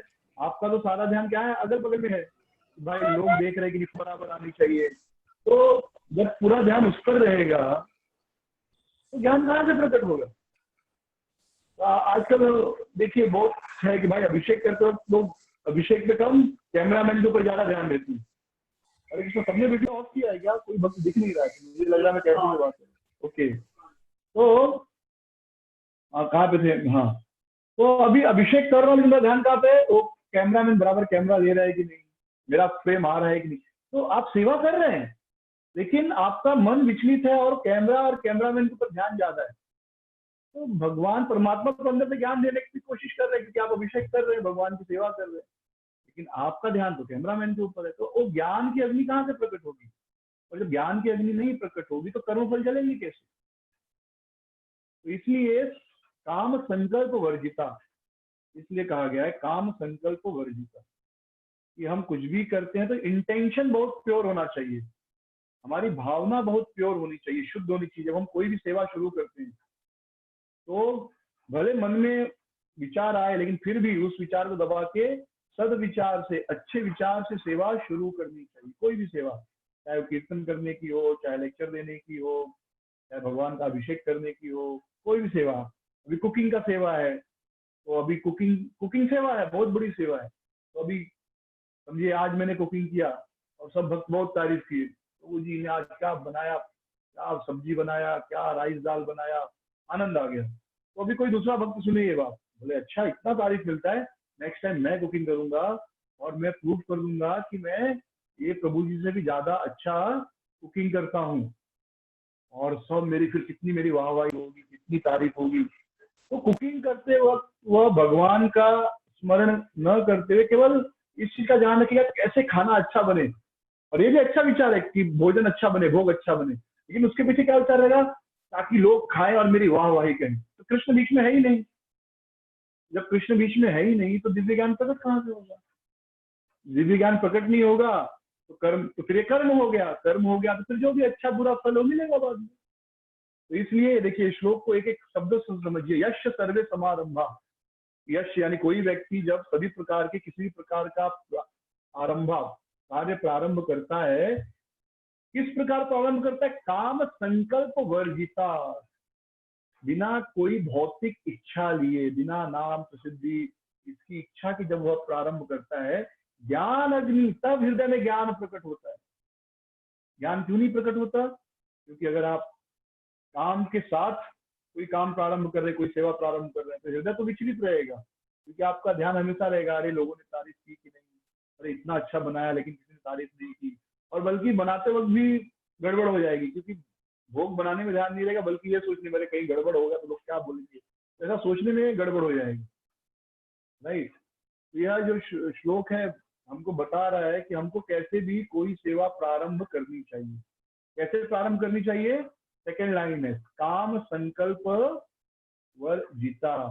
वर्जित मतलब नहीं, प्रोहिबिटेड। क्या प्रोहिबिटेड? काम संकल्प। काम यानी कोई भौतिक इच्छा, संकल्प यानी कोई भौतिक चीज पाने की इच्छा। हम संकल्प करते हैं, अच्छा वो टीम ने अच्छा कुकिंग किया, अभी मन में संकल्प आता है, सब संकल्प लेते नहीं हाथ में अक्षत लेके, बट मन में संकल्प आ जाता है कि मैं, हमारा टीम तो उनसे भी अच्छा करके दिखाए, हम करके दिखा देंगे, बता देंगे वो लोग को कि हमसे अच्छा कोई नहीं। तो मन में ऐसा चलते रहता है। जब इस प्रकार शुरू करेंगे तो ज्ञान नहीं प्रारंभ होगा। लेकिन जब हमें भी सेवा करना है, चाहे कुकिंग है, चाहे भगवान के लिए पैसा लाना है, चाहे लेक्चर देना है, चाहे भगवद गीता पढ़ना है, चाहे भगवद गीता पढ़ाना है, मतलब भगवद गीता पढ़ने का भी, भगवद गीता पढ़ने के पीछे एक भाव हो सकता है, और यही भाव होना चाहिए कि भगवद गीता भगवान की वाणी है। जब इस वाणी को पढ़ूंगा हृदय शुद्ध होगा मेरा, दिव्य ज्ञान हृदय प्रकाशित होगा, और मैं जन्म मृत्यु की चक्र से बाहर चला जाऊंगा। बराबर, ये विचार से पढ़ना चाहिए। लेकिन दूसरा विचार ये भी है, सारे श्लोक याद करके दुनिया जो भी मिलेगा श्लोक सुनाऊंगा और बताऊंगा देखो मैं कितना बड़ा ज्ञानी हूँ, मुझे भगवत गीता के सारे श्लोक याद हैं। तो ये भाव से भी लोग भगवत गीता पढ़ते हैं। अरे इतना अच्छा फिलॉसफी है, मैं मेरे दोस्तों को इम्प्रेस कर सकता हूँ, मेरे परिवार वालों को इम्प्रेस कर सकता हूँ, भगवत गीता के श्लोक गाऊंगा, सब बोलेंगे देखो कितना महान प्रकांड विद्वान आया है। एक बार प्रभुपाद जी एक जगह एक लेक्चर दिए, लेक्चर के बाद एक पंडित आया, इंडिया का बात है, उसने कहा प्रभुपाद जी, स्वामी जी, मैं 45 मिनट में पूरी भगवत गीता दोहरा सकता हूँ, सारे श्लोक मुझे याद है, केवल 45 मिनट में सारी की सारी भगवत गीता में बोल सकता हूँ। तो प्रभुपाद जी ने कहा बहुत अच्छी बात है कि आप 45 मिनट में सारी भगवत गीता बोल सकते हैं, लेकिन क्या आप 45 मिनट भगवत गीता जी सकते हैं? तो भगवत गीता बोलना और भगवत गीता के अनुसार जीना दो अलग अलग चीजें हैं। तो भगवत गीता बोल सकते हैं, अच्छी बात है, बहुत लोग प्रवचन करते हैं, बहुत से लोग सत्संग करते हैं, पर भगवत गीता के अनुसार जीवन जीना, इसलिए भगवत गीता पढ़ना है। जैसे डॉक्टरी की पढ़ाई करते हैं तो खाली सब नॉलेज इसलिए नहीं पढ़ते, बल्कि पेशेंट का इलाज करना होता है। आप डॉक्टर का पढ़ाई पढ़ के आए और फिर घर में बैठे बोले नहीं मैं तो डॉक्टर हूँ, अरे नहीं, क्लिनिक खोलो और इलाज करो। उसी तरह भगवत गीता पढ़ो और उसके अनुसार जीवन जियो। ये भगवत गीता डॉक्टर की किताब है और इसका इलाज खुद के ऊपर करना, खुद से ही करना है, कोई दूसरा नहीं कर सकता। तो ये बहुत इंपॉर्टेंट श्लोक है कि हमें कोई भी सेवा कैसे करनी चाहिए। जैसे मंदिरों में दान देते हैं लोग, तो सब दान देते हैं, 10 रुपया, 20 रुपया, 50 रुपया, 100, 200, 1000, 500, 10,000। बड़ा दान कब आता है? लेकिन जब अनाउंसमेंट किया जाता है कि भाई आप दान दोगे तो आपका बड़ा नेम प्लेट लिखा जाएगा, तब आदमी 1 करोड़ भी देता है। बड़े लोग 10 लाख देंगे, 50 लाख देंगे, 1 करोड़ देंगे, 10 करोड़ भी देंगे। या आपने बड़ा दान दिया, ये दान आपने दिया तो आपके हाथ से मंदिर का ओपनिंग होगा, तो फिर लोग 5 करोड़ 10 करोड़ भी देते हैं। वो दान दे रहे हैं, लेकिन उसका भाव क्या है? वो अच्छा है, वो भी अच्छा है, भगवान को दे रहा है, लेकिन भावना क्या है? भावना है कि मेरा नाम होगा, लोग मेरे लिए ताली बजाएंगे। और वही एक भक्त है, शुद्ध भक्त, 10 रुपया उसके पास, बड़े प्रेम से 10 रुपया दिया कि 10 रुपये थे, भगवान के मंदिर में एक ईंट तो आएगी और उस पर मेरा हाथ लगेगा, वो उस 1 करोड़ से ज्यादा उसका वैल्यू है। तो इसलिए इंटेंशन बहुत इंपॉर्टेंट है। ठीक है, होप ये श्लोक क्लियर है सबको। 19वां श्लोक, यश सर्वे समारंभा काम संकल्प वर्जिता ज्ञान अग्निदग्ध कर्माण समाहु पंडितः बुधा। जो ज्ञान की अग्नि से कोई भी कर्म इसी भाव से करना चाहिए। इस भाव से तो हमने श्लोक संख्या 5 से 15 तक पढ़ा, फिर कर्म कर्म के बारे में समझा, और अब ज्ञान जो इस चैप्टर का टॉपिक है, दिव्य ज्ञान। तो दिव्य ज्ञान कैसे मिलेगा, यह 25वें से शुरू होता है, 24वें से श्लोक संख्या 25 से शुरू होता है। दिव्य ज्ञान पाने की विधियां, क्या विधि है? यज्ञ, अलग अलग यज्ञ बताए गए हैं, लेकिन वह यज्ञ किस भाव से करना है अब श्लोक संख्या 20 से प्रारंभ होगा। ठीक है, किसी कोई प्रश्न है? कुछ नहीं समझ में आया, कंफ्यूजिंग लग रहा है? क्लियर है सबका? ठीक है, ओके। हाँ, सिंपल स्टेप्स है, 2 मिनट में फिर से रिवाइज कर रहा हूँ। भगवान ने अपने बारे में बताया 15 श्लोक तक, 14 श्लोक तक, और फिर 15 श्लोक में बोल रहे हैं कि जो मैंने अपने बारे में बताया यह जानकर पहले के लोगों ने कर्म किया और मुक्त हो गए। भक्ति मुक्त होने के लिए करते हैं ना भगवान की राम नाम की, तो मुक्त हो गए। इसलिए अर्जुन तुम भी पहले के जो लोग हैं महाजन, उनके अनुसार काम करो। तो कोई अर्जुन प्रश्न पूछ सकते हैं, नहीं मैं मेरे अनुसार काम करूंगा, मैं क्यों गुरु की शरण लूं, आचार्य की शरण लूं, जरूरत नहीं, मेरे अनुसार काम करूंगा। भगवान कह रहे नहीं, कर्म का नियम बहुत कठिन होता है, कर्म क्या है पता नहीं, कर्म अकर्म विकर्म क्या बहुत मुश्किल है समझना, तो मैं आपको बता रहा हूँ क्या है, और आचार्यों के सहारे आप समझ पाओगे कि कर्म क्या है, अकर्म क्या है और विकर्म क्या है। जब आप अपने से पहले के आचार्यों की शरण लोगे तो आपके लिए आसान हो जाएगा ये चीज, खुद से आप गलती कर सकते हो, ऐसा भगवान बता रहे हैं। तो 17 और 18, तो 18वें में बता रहे हैं कि जो कर्म में अकर्म देखता है, कर्म में कर्म देखता है, वह बुद्धिमान व्यक्ति है। यानी कोई काम लग सकता है कि बाहर से खराब हो, लेकिन वह सच में भक्ति के लिए अच्छा हो सकता है। कोई काम बाहर से अच्छा दिख रहा है पर वास्तव में वह खराब हो सकता है। तो जो व्यक्ति इस प्रकार समझता है वह व्यक्ति जो है कर्म के बंधन से मुक्त हो सकता है। और अब बता रहे हैं कि कोई भी कर्म शुरू कैसे करना चाहिए। काम संकल्प वर्जिता है। बहुत महत्वपूर्ण लाइन है, हमेशा जीवन में दोहराते रहिए, काम संकल्प वर्जिता। जब भी आप कोई सेवा शुरू कर रहे हैं तो ये सोच सकते, काम संकल्प वर्जिता, कोई भौतिक इच्छा नहीं, केवल आध्यात्मिक इच्छा। मुझे यह सेवा गुरु को खुश करने के लिए करना है, भगवान को खुश करने के लिए करना है, वैष्णवों को खुश करने के लिए करना है, बस, इससे ऊपर कुछ नहीं। अब 20वें श्लोक से लेकर 20 से लेकर 23 तक, 20, 21, 22 और 23, ये 4 श्लोक है जिसमें 20वें श्लोक में एक साधक कैसे कर्म करता है या उसे कैसे कर्म करना चाहिए वो बताया गया है। और 21, 22 और 23 3 श्लोकों में जो सिद्ध हो गए हैं, सिद्ध यानी भक्ति करते करते जो परफेक्शन पा लिए हैं, वो कैसे कर्म करते हैं उनके बारे में बताया गया है। तो श्लोक संख्या 20, तो देखिए कर्म का ही बात चल रहा है, तो कर्म इंपॉर्टेंट नहीं है, कर्म के पीछे की भावना इंपॉर्टेंट है। पूरी भगवत गीता हमारी भावना को बदलने के लिए बोली गई है, ना कि कर्म। कर्म तो करना पड़ेगा, नौकरी पे जाना पड़ेगा, विवाह करना पड़ेगा, बाल बच्चों का पालन पोषण करना पड़ेगा, पति पत्नी की देखभाल करनी पड़ेगी, सब करना पड़ेगा, दुनियादारी है, दुनिया में करना पड़ेगा। लेकिन भावना कैसे आप बदल सकते हैं कर्म के पीछे की, वह महत्वपूर्ण है। कर्म तो आप छोड़ ही नहीं सकते। कोई भी आदमी ये नहीं कह सकता कि भाई मैं खाना नहीं खाऊंगा, कोई भी आदमी ये नहीं कह सकता है, या बहुत कम है जो कहेंगे मैं विवाह नहीं करूंगा। अरे यार, कितने करोड़ों में 1 करोड़ में 1 होंगे मुश्किल से, 1 करोड़ में 10 होंगे मुश्किल से जो आजीवन ब्रह्मचारी रहते हैं। कोई ये नहीं कह सकता कि नौकरी नहीं करूंगा या बाल बच्चे पैदा नहीं करूंगा, बहुत कम, रेयर है। तो कर्म तो करना पड़ेगा।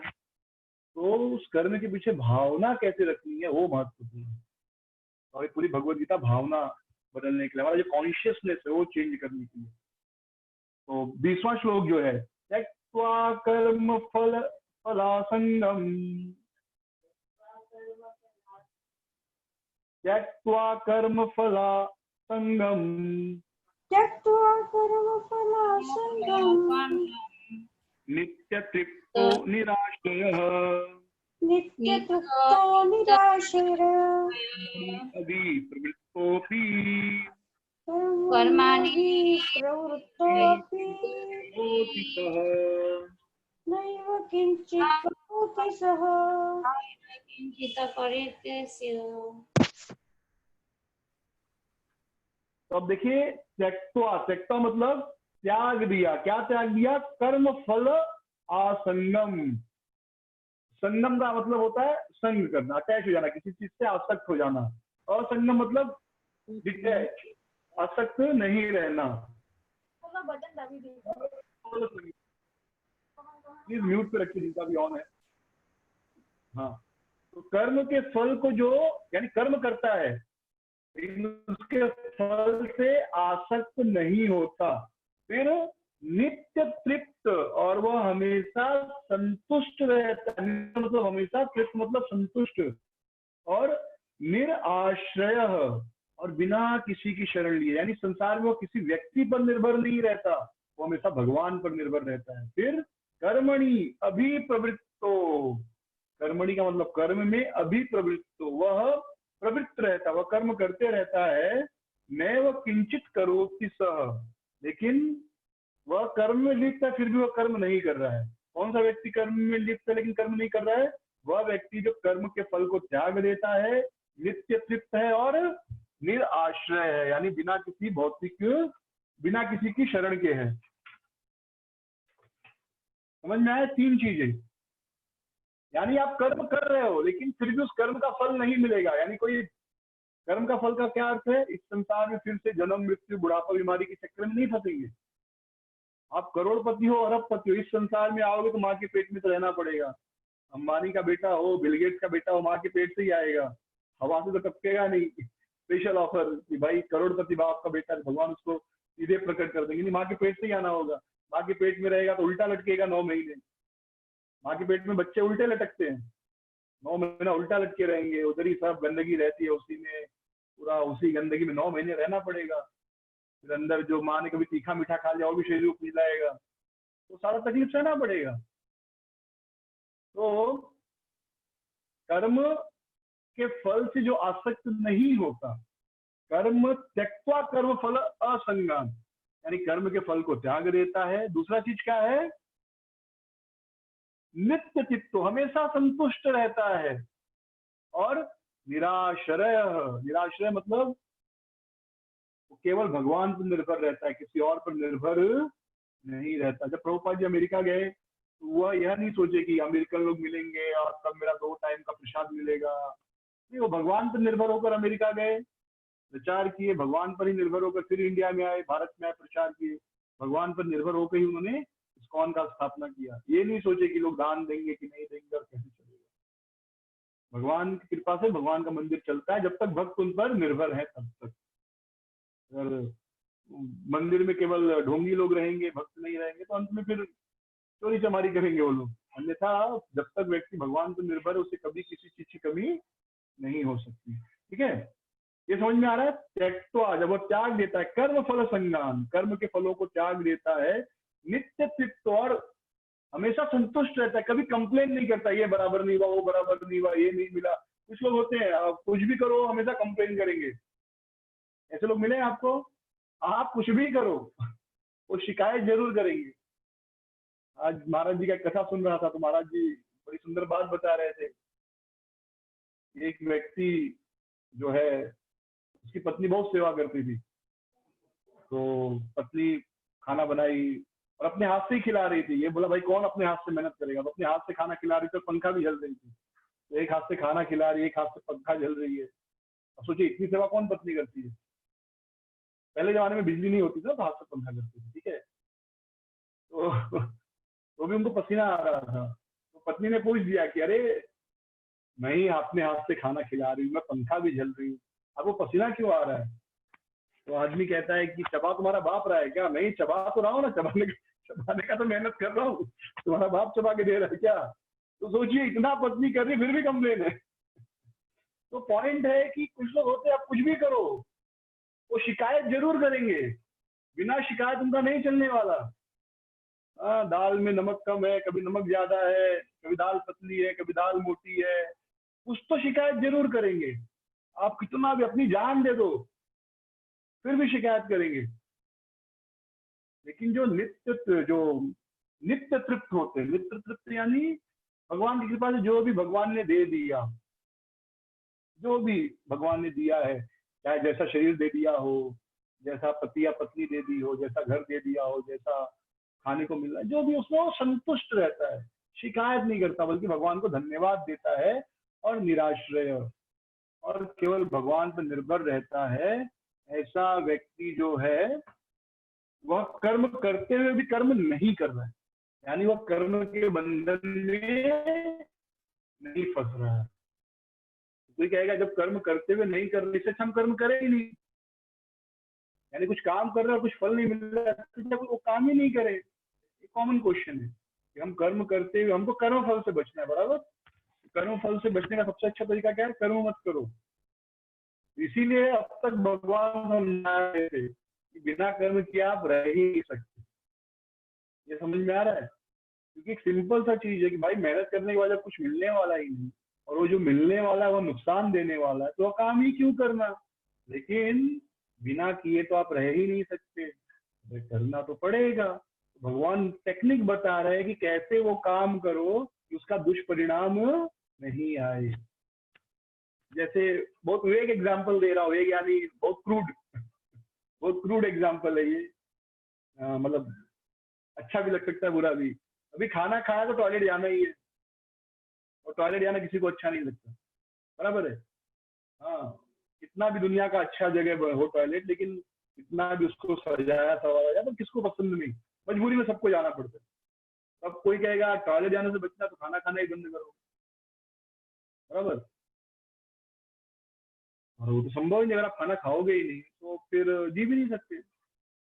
और फिर हजारों तरह की बीमारियां होती है, पेट साफ नहीं होता है तो कॉन्स्टिपेशन, हजारों तरह की। तो दूसरी विधि है कि आप इस तरह खाना खाओ, या ऐसा खाना खाओ जिससे कोई कॉन्स्टिपेशन नहीं हो, जिससे आपको टॉयलेट में तकलीफ नहीं हो।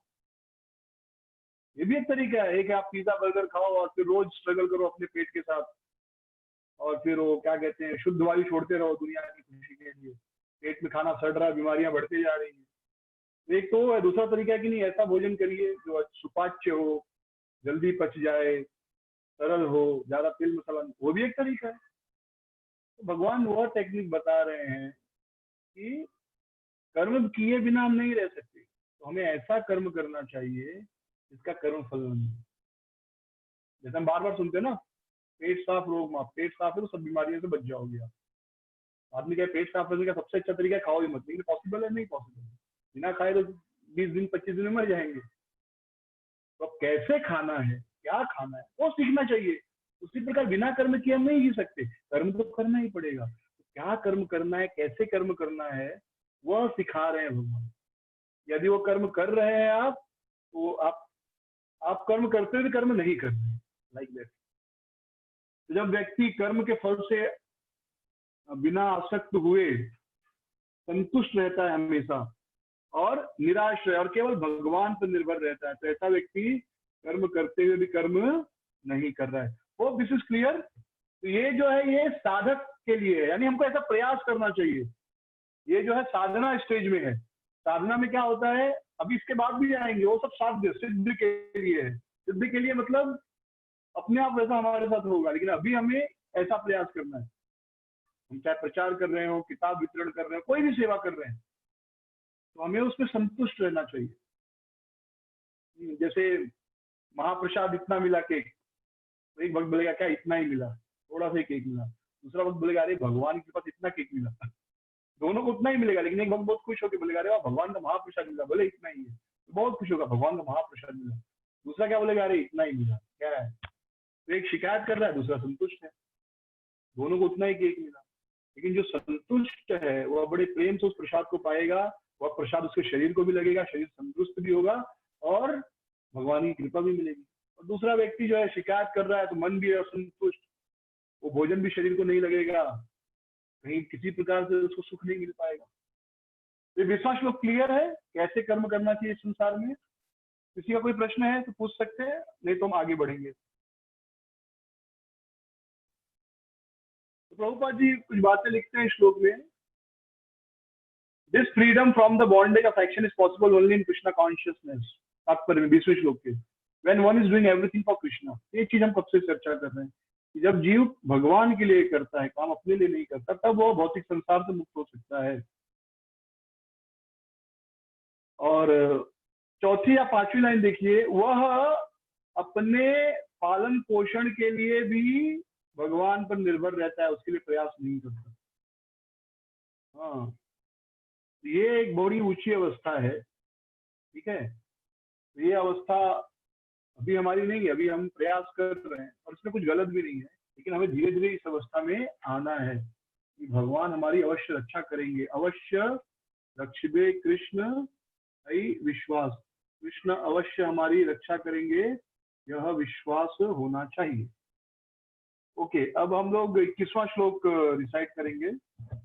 21, 22 और 23 ये 3 श्लोक जो हैं, ये सिद्ध यानी जो भक्ति में पारंगत हो चुका है। निराशीरयत चित्तात्मा त्यक्त्वा सर्वपरिग्रह शरीरं केवलं कर्म कुर्वन्नप्नोति विषम्। यहाँ पर अब भगवान बता रहे हैं निराशीर यत चित्त आत्मा। निराशीर मतलब निराशी, आशीष का मतलब होता है आशा करना, कुछ उपेक्षा करना। तो जो किसी प्रकार की आशा नहीं करता, ठीक है। ये सब अभी अपने में मत ढूंढिए, ये सब अभी हम लोगों के अंदर नहीं है, लेकिन ऐसा हमको बनना है। तो अगर किसी को बहुत अभिमान है कि मैं भाई बहुत बड़ा भक्त हूँ, तो ये सारे पैरामीटर दिए, चेक करिए इसमें क्या क्या फिट हो रहा है हमारे ऊपर। हाँ, क्योंकि हम अगर किसी को गर्व है कि भाई मैं बहुत बड़ा भक्त हूँ, महान भक्त हूँ, तो अब भगवान जो है श्लोक संख्या 20, 21, 22, 23 इन 4 श्लोकों में जो बता रहे हैं यार्डस्टिक, पैमाना, तो चेक कर लीजिए और पता चलेगा कि हम कितने अभी भक्त बने हैं, कि शुरू में है कि उच्च कोटि के भक्त हो गए, तब मालूम पड़ेगा। तो पहला 3 तो मालूम पड़ गया, जो कर्म के फलों को त्याग देता है, नित्य तृप्त है और निराश्रय है। हाँ, फिर दूसरा भगवान क्या है, निराशीर यत चित्त आत्मा। निराशीर, आशीर मतलब आशा रखना, तो जो किसी भी प्रकार की आशा नहीं रखता। और चित्त आत्मा, चित्त आत्मा मतलब जिसका मन पूरी तरह उसके कंट्रोल में है। ठीक है। फिर त्यक्त्व, त्यक्त मतलब त्याग देता है। सर्व परिग्रह, परिग्रह मतलब ग्रहण करने की भावना, यानी यह मेरा है, यह भावना त्याग देता है। अभी हमको लगता है ना घर मेरा है, मेरा पति, मेरी पत्नी, मेरे बच्चे, मेरा बैंक बैलेंस, मेरा पैसा, मेरा शरीर, वो यह भावना भी नहीं रखता। हाँ, त्यक्त्वा सर्व परिग्रह, free from the sense of proprietorship, ये मेरा है, ये भावना उसकी नहीं होती, क्योंकि वो जानता है, उसके अंदर ज्ञान प्रकट हो गया है कि सच में उसका नहीं है। उसका होता तो छोड़ता क्या कभी हो? अगर कुछ आपका है तो आप छोड़ोगे क्या कभी उस चीज को? तो अगर ये शरीर मेरा होता तो मुझे छोड़ना पड़ता है एक दिन, घर मेरा होगा तो छोड़ना पड़ेगा, और चार कंधे पे लेके लोग बाहर जबरदस्ती लेके जाते, छोड़ो हो गया। तो अगर मैं सोचता घर मेरा है तो एक दिन क्यों छोड़ना पड़ रहा है? अगर मैं सोच रहा हूँ शरीर मेरा है तो क्यों एक दिन छोड़ना पड़ रहा है? अगर मैं सोच रहा हूँ पत्नी मेरी तो क्यों एक दिन छोड़ना पड़ रहा है? अगर मैं सोचता है पति मेरा है तो क्यों एक दिन छोड़ना पड़ रहा है? एक दिन छोड़ना पड़ रहा है। तो जो भक्ति कर रहा है वो पहले ये चीज समझ जाता है कि मेरा नहीं है। देखिए, बाह्य रूप से बराबर व्यवहार करता है, ये सब आंतरिक परिवर्तन है, इस चीज को समझ रखिए। बाह्य रूप से वह एक अच्छे पति के रूप में, अच्छी पत्नी के रूप में, अच्छे बच्चे के रूप में, अच्छे माता पिता के रूप में अपना सब काम करेगा, लेकिन हृदय से वह समझता है कि मेरा कुछ भी नहीं है। त्यक्त्व सर्व परिग्रह, जो ग्रहण करने की भावना उसे भी त्याग देता है। फिर शारीरम केवलम कर्म, केवलम कर्म, केवल उतना ही कर्म करता है कितना शरीर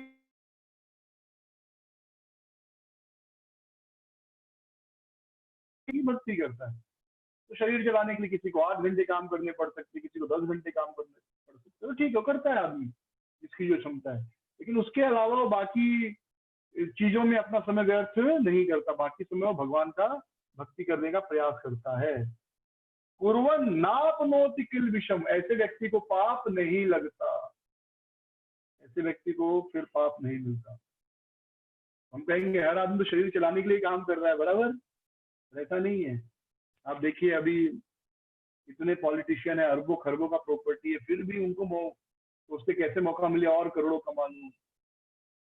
तो इस प्रकार आप देखेंगे अधिकतर लोग जो है जरूरत से ज्यादा, एक घर है तो दूसरा घर, दूसरा घर हो गया तो तीसरा घर, तीसरा घर हो गया तो चौथा घर खरीदना है, एक जगह जमीन खरीदा दूसरा जमीन खरीदना है। तो जिंदगी भर कुछ न कुछ कमाते रहते हैं, जमा करते रहते हैं, यहाँ तक कि रिटायर हो जाने के बाद भी लोग काम करते, बोलते करे क्या और अब करना क्या, तो कम से कम काम करे, कुछ दो पैसा तो आ रहा है।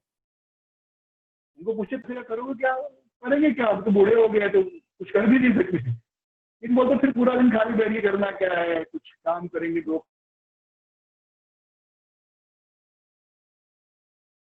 में जो समय मिला उसका असली उपयोग पैसा कमाना है। मेरे ख्याल से अगर भक्ति नहीं है तो भी जीवन में अगर पैसा है तो खर्चा करना सीख लो, तो कम से कम कुछ तो लाभ है कि जो कमाया उसका लाभ होगा। खाली जमा करके छोड़ के जाओगे तो फायदा क्या? जैसे हम लोग बार बार डिस्कस करते हैं ना कि जो लोग ज्यादा पैसा कमाते हैं, ज्यादा बैंक बैलेंस, ज्यादा प्रॉपर्टी बनाते हैं, वो लोग उतना ज्यादा अपने मृत्यु को क्या बना रहे हैं, दर्दनाक बना रहे हैं। क्योंकि जब मौत होगी तो जितना ज्यादा है उतना ज्यादा छोड़ना पड़ेगा, और जितना ज्यादा छोड़ोगे उतना ज्यादा शरीर को तकलीफ होगी, उतना ज्यादा मन को तकलीफ होगी। अभी 100 रुपया छोड़ना पड़ा तो इतना दुख नहीं होता, 1000 रुपया छोड़ना पड़ा तो ज्यादा दुख होगा। वो 1 लाख चुरा ले आपसे तो और ज्यादा दुख होगा, करोड़ों चुरा ले तो बहुत ज्यादा दुख होगा। मृत्यु के समय सब चुरा लेता है यमराज, इतना तकलीफ होगा सोचो आप। खाली जिसको कुछ है ही नहीं हो उसको इतना दर्द नहीं होता। वो है ना, वो अपना ना कोई आगे पीछे, ना कोई ऊपर नीचे, ना कोई रोने वाला, ना कोई रोने वाला, तो उसको टेंशन नहीं है। हाँ, लेकिन जिसको बहुत है उसको बहुत चिंता है।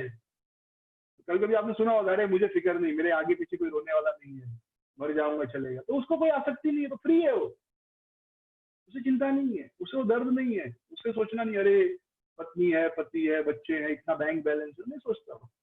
जिसको है वो कितना बेचारा दर्द होता है, मैं चला जाऊंगा तो इन सबका क्या होगा। तो केवल शरीर को मेंटेन करने के लिए काम करता है। फिर आगे 22वें श्लोक में भगवान कहते हैं, यदृक्षा लाभ संतुष्टो, यदृक्षा यानी यदृक्षा लाभ संतुष्टो, जो भी आया उसमें वह संतुष्ट रहता है, अपने आप संतुष्ट रहता है। भगवान की कृपा से जो भी मिल गया शिकायत नहीं करता, भगवान ने मुझे गोरा क्यों बनाया, भगवान ने मुझे काला क्यों बनाया, भगवान ने लंबा क्यों बनाया, नाटा क्यों बनाया, गरीब क्यों बनाया, ऐसे कोई शिकायत नहीं करता। जो भी मिल गया, जो भी मेहनत से मिल गया, संतुष्ट रहता है। ये 22वां श्लोक। हाँ, फिर दूसरा लाइन 22वें श्लोक का, द्वंद्ववतितो विमत्सरः, और द्वंद्वातीतो, द्वंद्वातीतो मतलब जो जीवन में द्वंद्व है, जीवन में हमेशा द्वंद्व चलते। द्वंद्व का मतलब होता है दो। हिंदी में हम पढ़ते द्वंद्व समास। समास हिंदी टीचर गायत्री माता जी हिंदी इनको जी द्वंद्व समास होता है ना, जो टीचर होंगे इनको पता है, जो पढ़े स्टूडेंट हमको भी पता होगा। द्वंद्व समास अंग्रेजी में कुछ बोलते हैं उसको, मुझे याद नहीं आ रहा है क्या बोलते हैं अंग्रेजी में। अंग्रेजी में कुछ तो द्वंद्व मतलब ड्युअलिटी, दो चीज, सुख दुख, लाभ हानि, अमीर गरीब, छोटा बड़ा, मोटा पतला, ये सब द्वंद्व है। हाँ, ड्युअलिटी, एक का दूसरा ड्युअलिटी, ड्युअलिटी समाज में वो हिंदी में ग्रामर है, द्वंद्व समास बोलते हैं। हाँ, जो तो दो चीजें होती है उसमें, दोनों अपोजिट होती हैं। ड्युअलिटी बोलते हैं बराबर है, तो मैं ग्रामर के हिसाब से बात कर रहा हूँ। हिंदी में कहते हैं द्वंद्व समास, सुख दुख, लाभ हानि, जीवन मरण, एक जीवन है एक मरण है, एक लाभ है एक हानि, इसको कहते हैं द्वंद्व। तो द्वंद्व वातितो, वह उससे अतीतो, उससे प्रभावित नहीं होता। तो ये चीज हमको समझना चाहिए, यह कॉमन सेंस है कि जीवन में सुख, जीवन में दिन के बाद रात आती है कि नहीं आती। दिन के बाद रात आती तो हम दुखी हो जाते, नहीं दुखी होते। रात के बाद फिर दिन आता है, हम दुखी होते हैं क्या, नहीं दुखी होते। तो जैसे दिन के बाद रात, रात के बाद दिन, सुबह के बाद शाम, शाम के बाद फिर सुबह, ये रेगुलर है, ये तो जीवन का हिस्सा है। फिर उसी प्रकार गर्मी के बाद सर्दी, गर्मी के बाद बारिश, बारिश के बाद सर्दी, सर्दी बाद, ये भी साइकिल है, इसको भी हम बदल नहीं सकते। तो हम दुखी हो जाते हैं क्या। तो जीवन में ऐसे सुख के बाद दुख, दुख के बाद फिर सुख, सुख के बाद फिर दुख, दुख के बाद फिर सुख, ये चलते रहता है। जैसे आप कोई व्यापार कर रहे हैं तो फायदा, कोई फायदा होगा, नुकसान भी होगा, फिर फायदा होगा, फिर नुकसान होगा। तो जो व्यक्ति इन द्वंद्वों से विचलित नहीं होता, क्योंकि ये जीवन का हिस्सा है। तो जब व्यक्ति यह समझ जाता है तो पहली बात वो खुद सुखी रहता है, नुकसान होने पर दुखी नहीं होता, फायदा होने पर बहुत ज्यादा अहंकार में नहीं आता। तो दोनों जीवन में चलते रहती है। और अगर आपको ये सब सीखना है, ये द्वंद्व में कैसे समान रहे, तो सबसे अच्छा उदाहरण है नेता लोग, पॉलिटिशियन। देखिए कैसे समान रहते हैं, इलेक्शन हार जाएंगे फिर भी बोलेंगे नहीं उसका ही गलती था, गलती से जीत गया, अगली बार हम जीतेंगे। तो इक्वल रहते हैं। तो और हतोत्साहित नहीं होते, अगली बार फिर चुनाव लड़ते हैं। नेताओं को देखिए, वो डिस्करेज नहीं होंगे, वो नेक्स्ट टाइम फिर चुनाव लड़ेंगे, भले वो एक ही वोट मिला हो उनको। एक बार एक आदमी जाता है पुलिस के पास, कहता है मुझे वीआईपी सिक्योरिटी चाहिए, स्पेशल सिक्योरिटी चाहिए। पुलिस वाला पूछता है क्यों भैया, आपको स्पेशल सिक्योरिटी क्यों चाहिए। उसने कहा मैं चुनाव लड़ा, चुनाव में केवल मुझे एक ही वोट मिला, मेरा वाला, बस एक ही वोट मिला मुझे, इसने वोट नहीं दिया। फिर पुलिस ने कहा फिर तुमको क्यों सिक्योरिटी चाहिए। उसने कहा भाई जिस शहर में इतने मेरे दुश्मन है कि कोई वोट भी नहीं दे रहा है, इतना खतरनाक जगह, तो मुझे तो स्पेशल सिक्योरिटी चाहिए ना, एक भी आदमी वोट नहीं दिया, इतने दुश्मन है। राइट। तो वो हतोत्साहित नहीं होते पॉलिटिशियन। अब देखिए, तो हम हर जगह हर वस्तु से अच्छा सीख सकते हैं। अब देखिए पॉलिटिशियन को हार जाएंगे, एकदम बुरी तरह हार जाएंगे, लेकिन फिर जैसे ही 5 साल पूरा होगा फिर उत्साह से आएंगे और उसी उत्साह से लड़ते हैं। हाँ, तो जीवन में सुख दुख, लाभ हानि, जीवन मरण चलते रहता है। तो जीत गए, लाभ हुआ, बहुत ज्यादा उत्साहित नहीं होना चाहिए, अहंकार नहीं आना चाहिए। हार गए तो बहुत ज्यादा दुखी भी नहीं होना चाहिए। यह अंबिका चरण प्रभु जी, आपको प्रश्न है कुछ? हाँ कहिए। हरे कृष्णा। हाँ प्रभु जी बोलिए। हाँ, मेरा आवाज आ रहा है प्रभु जी बराबर? हाँ आवाज आ रहा है, कहिए। तो प्रभु जी इसमें जो बताया कि जो हाँ। व्यक्ति प्रभुत्व करने की, दूसरे के ऊपर प्रभुत्व प्रभुत्व करने की प्रवृत्ति को त्याग देता है, केवल जीवन धारण के लिए कर्म करता है। हाँ 22 श्लोक जो आप चर्चा कर रहे हैं, हाँ 21 में बताया, जो व्यक्ति प्रभुत्व करने की प्रवृत्ति को 21वें श्लोक की बात कर रहे हो ना? 21वां श्लोक 21वां श्लोक में 22 21 श्लोक ना? 21 21 हाँ बोलिए। वो प्रभुत्व कर दूसरे के ऊपर प्रभुत्व करने हरे की कृष्णा। आपका आवाज दूसरे के ऊपर प्रभुत्व। हरे कृष्णा, आवाज आ रहा है क्या प्रभु जी? अभी आया, बीच में बंद हो गया था, फिर से रिपीट कीजिए ना क्वेश्चन, पूरा क्वेश्चन फिर से रिपीट कीजिए, बाकी लोग म्यूट पे रहिए प्लीज। हरे कृष्णा। हाँ अभी आवाज आ रहा है आपका, बोलिए। प्रभु जी, इसमें बताया गया, जो प्रभुत्व करने की प्रवृत्ति को परित्याग करके केवल जीवन धारण के लिए कर्म करता है, हाँ तो वो व्यक्ति को बताया गया, ऐसा व्यक्ति इसमें बताए जो इसको पाप नहीं लगता है, इस हाँ प्रकार कर्म करने से पाप नहीं लगता है। बराबर है, ये अभी चर्चा किया। हाँ हाँ मेरा प्रश्न है, जैसा हाँ हमारा घर में एक चावल का गोनी है और हाँ चूहा उस गोनी को काट के चावल लेके जा रहे हैं अपना बिल में, हाँ और हम उसको रोक रहे हैं, हाँ तो जो व्यक्ति दूसरे के ऊपर में प्रभुत्व कर रहा है ना, मैं उसको रोक रहा है, वो तो बेचारा अपना कर्म करके खा रहा है। बराबर बराबर बराबर। चूहा अपना कर्म करके खा रहा है, लेकिन हम उसको हाँ दखलदारी दे, खा रहा है। तो ये तो हमको पाप लगेगा। वो तो वो अपना ओके करके खा रहा था, हाँ करेक्ट, वो अपना कर्म करके खा रहा है, राइट। तो हम फिर दूसरे के ऊपर पवित्र कर रहे हैं ना, दूसरे के ऊपर रोक रहा है, राइट राइट। तो एक कैसे समझेगा इस श्लोक को? ओके, तो प्रभु जी का प्रश्न मैं रिपीट कर रहा हूँ, सब लोग फिर से सुनिए। प्रभु जी ने कहा कि 21वें श्लोक में बताया गया है कि जो ये है शारीरम केवलम कर्म त्यक्त्वा सर्व परिग्रह शारीरम केवलम कर्म, ये दूसरा लाइन और तीसरा लाइन 21वें श्लोक का।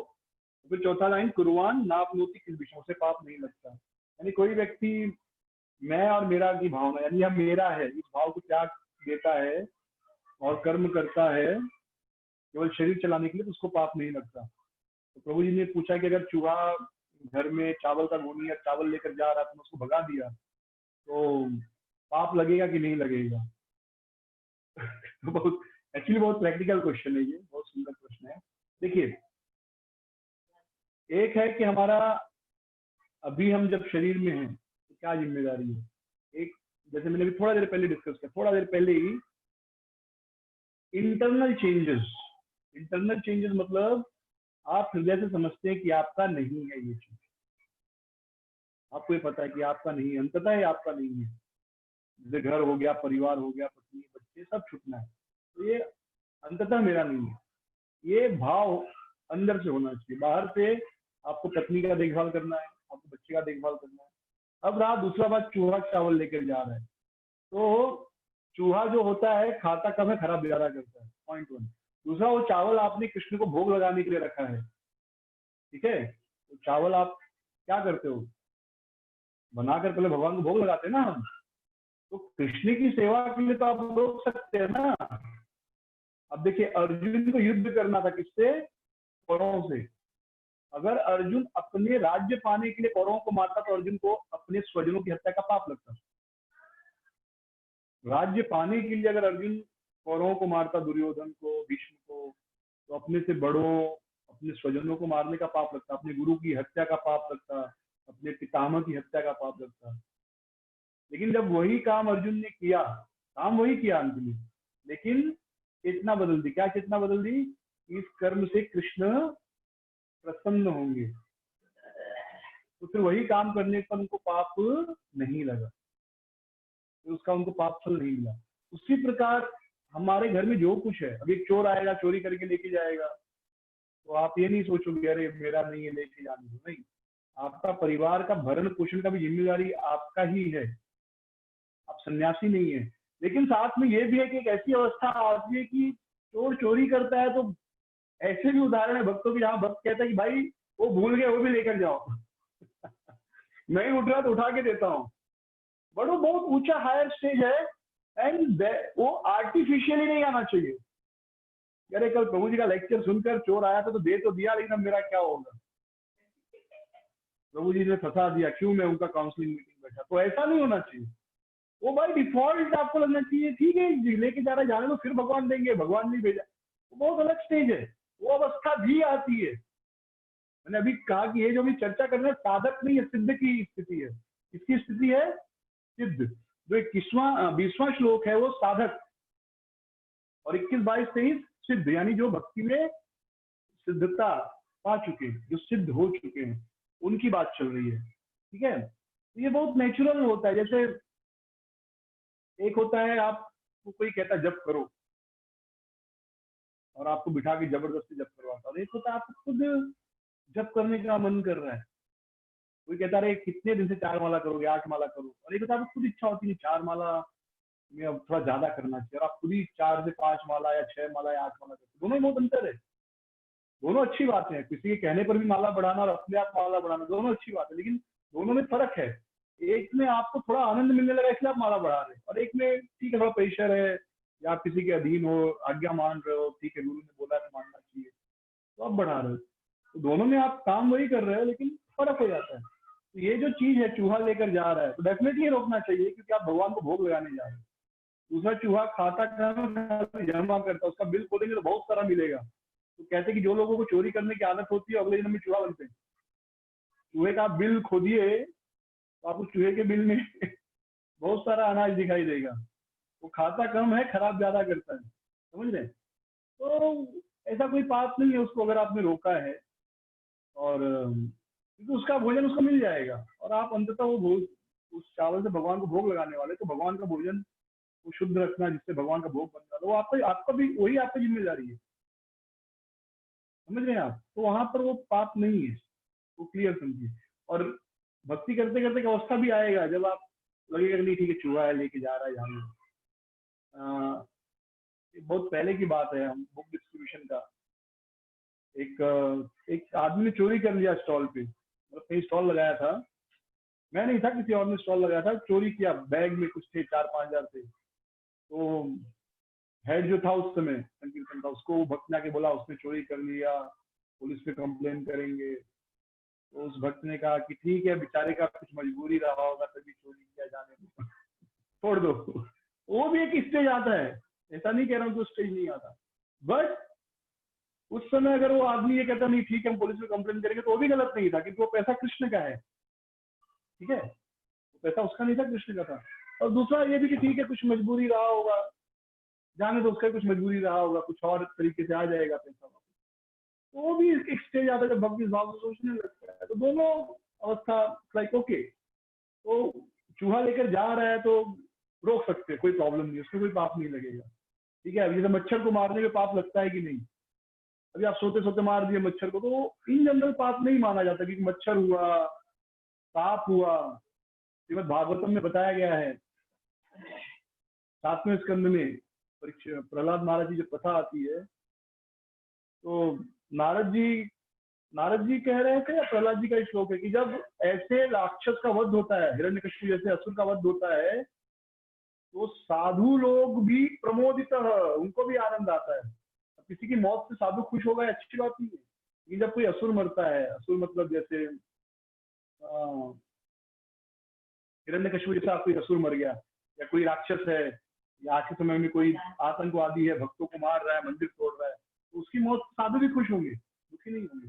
तो ऐसे सर्प है, बिच्छू है, ये बिना किसी कारण दूसरों को तकलीफ देते हैं, तो ऐसे की मृत्यु से साधु भी खुश होते हैं। जैसे मच्छर है आपको परेशान कर रहा है, मलेरिया दे रहा है, ऐसे मार दिया आपको, तो ये मत सोचिए पाप लगे। तो हमें कभी कभी क्या होता है, हम बहुत ज्यादा सोचने लगते हैं, इतना भी नहीं सोचना चाहिए। ठीक है, मतलब बहुत प्रैक्टिकल भगवत गीता हमें प्रैक्टिकल रहना सिखाती है। और रोज ये भी कहते हैं कि हम 1 माला जप करके तुम्हारे सारे पाप नष्ट हो जाते हैं, तो रोज क्यों जप करना है? अब ये चौथा चैप्टर में आगे आएगा, चौथे में या पांचवें में, एग्जैक्ट याद नहीं आ रहा, चौथे में ही है, अलग अलग प्रकार के यज्ञ। तो एक गृहस्थ को रोज 5 प्रकार के यज्ञ करने चाहिए, यानी वो एक ही यज्ञ में 5 प्रकार के अलग आहुति देता है। क्यों यज्ञ करता है, क्यों यज्ञ करना चाहिए? क्योंकि एक गृहस्थ द्वारा रोज पाप होता है। क्या पाप होता है? जब भी हम पानी भरते हैं, मसाला कूटते हैं, सब्जी काटते हैं, खाना बनाते हैं, कुछ ना कुछ जीव जरूर मरते हैं उसमें, बराबर। आप सब्जी कितना भी देखो, कहीं छोटा सा कीड़ा है, कहाँ मालूम पड़ेगा, तो चला जाता है। तो कोई बोले प्योर वेजिटेरियन तो संभव नहीं, कुछ ना कुछ चला ही जाएगा, मालूम नहीं पड़ता। हाँ, इतना सारा भिंडी है कटा, कहाँ कुछ निकल गया, कितना देख भी रहे फिर भी इतना निकल गया, कैसे मालूम पड़ेगा? या पानी भर रहे हैं, पहले बाहर से पानी लाते थे, आप चल रहे हो रोड पर, रास्ते में चींटी आ गई, पैर से मर गई, तो ऐसे रोज पाप होते हैं। उन पापों से मुक्ति के लिए जो है यज्ञ का विधान है कि रोज करना चाहिए, क्योंकि आप जानबूझकर वो पाप नहीं करो, आप वो पाप आपकी मजबूरी है, समझ रहे? उसी प्रकार चूहे को रोकना, वो चावल लेकर जा रहा है, वो हमारी मजबूरी है, हम उसको रोक रहे हैं। ठीक है, क्लियर है ये चीज? ओके, ठीक है, आगे बढ़ेंगे हम। ओके, हरे कृष्ण। तो कहाँ तक पहुंचे हम लोग?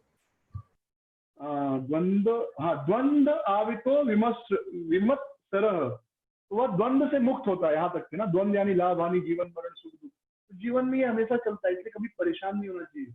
सुख के बाद दुख, दुख के बाद सुख, ये प्रकृति का नियम है। कल एक भक्त से चर्चा कर रहा था, उसको किसी वरिष्ठ भक्त ने डांट दिया किसी कारण से। तो मैंने उसको पूछा, क्यों डांटा आपको, क्या बात थी? तो बताने लगा, ऐसा ऐसे ऐसे हुआ। मैंने कहा, आप तो सही बात, आपने बोला, सत्य बोला। हाँ, आप दुखी क्यों हो? बोले नहीं, डांट दिए। मैं बोला, देखो याद रखो, आप सत्य बोलोगे तो डांट सुनना पड़ेगा, ये संसार का नियम है। सच बोलने वाले का जीवन आसान नहीं होता, तो इस चीज को आप स्वीकार करो। अगर आप सत्य बोल रहे हो तो सुनना पड़ेगा आपको, सत्य बोलना आसान नहीं होता। अगर आप सच बोल रहे हो तो आपको सुनना पड़ेगा, लोग फिर आपको आसानी से जीने नहीं देंगे। ये तो संसार का नियम है, आप इससे ये चीज को क्यों नकार रहे हो? तो आप दुखी नहीं होना चाहिए, या फिर सत्य बोलना छोड़ दो, मतलब सामने मुंह पर बोलना छोड़ दो उनके कि भाई ये गलत है, जैसे हाँ हाँ बोलते जाओ, काम खत्म। वो नहीं छोड़ सकते तो फिर ये बात स्वीकार करो कि भाई सच बोलूंगा तो सुनना पड़ेगा, समझ रहे? तो पॉइंट क्या है कि सत्य को स्वीकार करना पड़ेगा। अगर मैं कहूंगा नहीं मैं सच बोलूंगा, फिर सच बोलने का जो परिणाम है उसके लिए भी तैयार रहना चाहिए। सच बोलने का जो परिणाम है, नहीं मैं सामने बोल देता हूँ, ठीक है बोल दीजिए, लेकिन फिर जो उसका परिणाम आएगा उसके लिए भी तैयार रहिए। फिर आप ये नहीं कह सकते कि नहीं क्यों ऐसा सामने वाले ने कहा। तो संसार का नियम है, आप सच बोलोगे उसका कुछ ना कुछ फल तो आपको मिलेगा, ये संसार ऐसा है। तो सुख दुख लाभ हानि जीवन मरण चलते रहता है, तो इसलिए विचलित नहीं होना चाहिए। कभी कुछ फायदा भी हुआ तो कभी नुकसान भी होगा। एक टेनिस प्लेयर थे, कोई साधु नहीं थे बहुत बड़े, बट विंबलडन चैंपियन, मुझे उनका नाम नहीं याद आ रहा है, विंबलडन जीता था, जो टेनिस में सबसे बड़ा टाइटल होता है विंबलडन। जैसे क्रिकेट में वर्ल्ड कप सबसे बड़ा टाइटल होता है ना, जैसे टेनिस में विंबलडन होता है। तो वह विंबलडन चैंपियन थे और उनको कैंसर हो गया, 3rd स्टेज कैंसर, थोड़े दिनों में मरने वाले थे। उनको एक पत्रकार ने पूछा कि आपको कैंसर हुआ है तो आपको दुख नहीं लग रहा है, आपको ऐसा मन में प्रश्न नहीं आता कि मेरे साथ क्यों ऐसा, मेरे साथ ही ऐसा क्यों हुआ? बराबर ना, जैसे मुझे कैंसर हो गया, किसी को कैंसर हो गया, उस जगह मेरे साथ ही क्यों हुआ, या किसी को कोरोना वायरस पकड़ लिया, उस जगह मेरे साथ ही क्यों हुआ? बराबर। उनको ऐसा पूछा गया तो उस व्यक्ति ने बड़ा सुंदर जवाब दिया। देखो भक्त नहीं है, इधर भी कितना अच्छा जवाब दिया उसने कि दुनिया में 700 करोड़ लोग हैं, 700 करोड़ में कुछ 5 करोड़ या 10 करोड़ लोग टेनिस खेलते हैं। उसमें से कुछ लोग होंगे 1,10,000 लोग जो प्रोफेशनल टेनिस खेलना चाहते हैं, प्रोफेशनल यानी ऐसा चैंपियन में। उसमें से कुछ 50-100 लोग ये विंबलडन में सिलेक्ट होते हैं, उसमें से कुछ 40-30-20 लोग क्वालिफाई कर पाते हैं खेलने के लिए। और जो खेलते हैं वैसे कुछ लोगों में मैं एक अकेला हूँ जो विंबलडन जीता, यानी 700 करोड़ की आबादी में मैं एक अकेला था जो उस साल विंबलडन जीता, इतना बड़ा खिताब जीता। तब मैंने भगवान को नहीं पूछा कि मेरे साथ भी ऐसा क्यों हुआ, बाकी लोग नहीं जीते और मैं जीत गया। जब मैंने उस समय नहीं पूछा तो अब भी क्यों पूछूं भगवान से? ठीक है, हुआ तो हुआ, भगवान की इच्छा। अगर मैं जीतने के भगवान से नहीं पूछा कि भगवान मेरे साथ ही ऐसा क्यों किया, मुझे इतना बड़ा टाइटल, इतना बड़ा खिताब में जीत गया, मेरे साथ ही इतना अच्छा क्यों हुआ, उस समय तो मैंने भगवान को याद भी नहीं किया। तो अब जब कैंसर हुआ तो क्यों पूछो कि भगवान मुझे क्यों कैंसर दिया? अगर कुछ अच्छे का वो परिणाम था तो कुछ बुरे का परिणाम होगा, क्यों पूछना? तो पॉइंट क्या है कि द्वंद्व चलते रहेगा जीवन में, सुख दुख, लाभ हानि, जीवन मरण। कभी सम्मान मिलेगा, कभी अपमान भी मिलेगा, रहना पड़ेगा। आप सोचोगे सब सम्मान ही करेंगे, हमेशा नहीं होगा। जैसे जब हम लोग ब्रह्मचारी लाल कपड़े में रहते थे, लाल कपड़ा क्या, व्हाइट में धोती कुर्ता में जाते हैं, कई लोग बहुत सम्मान करते हैं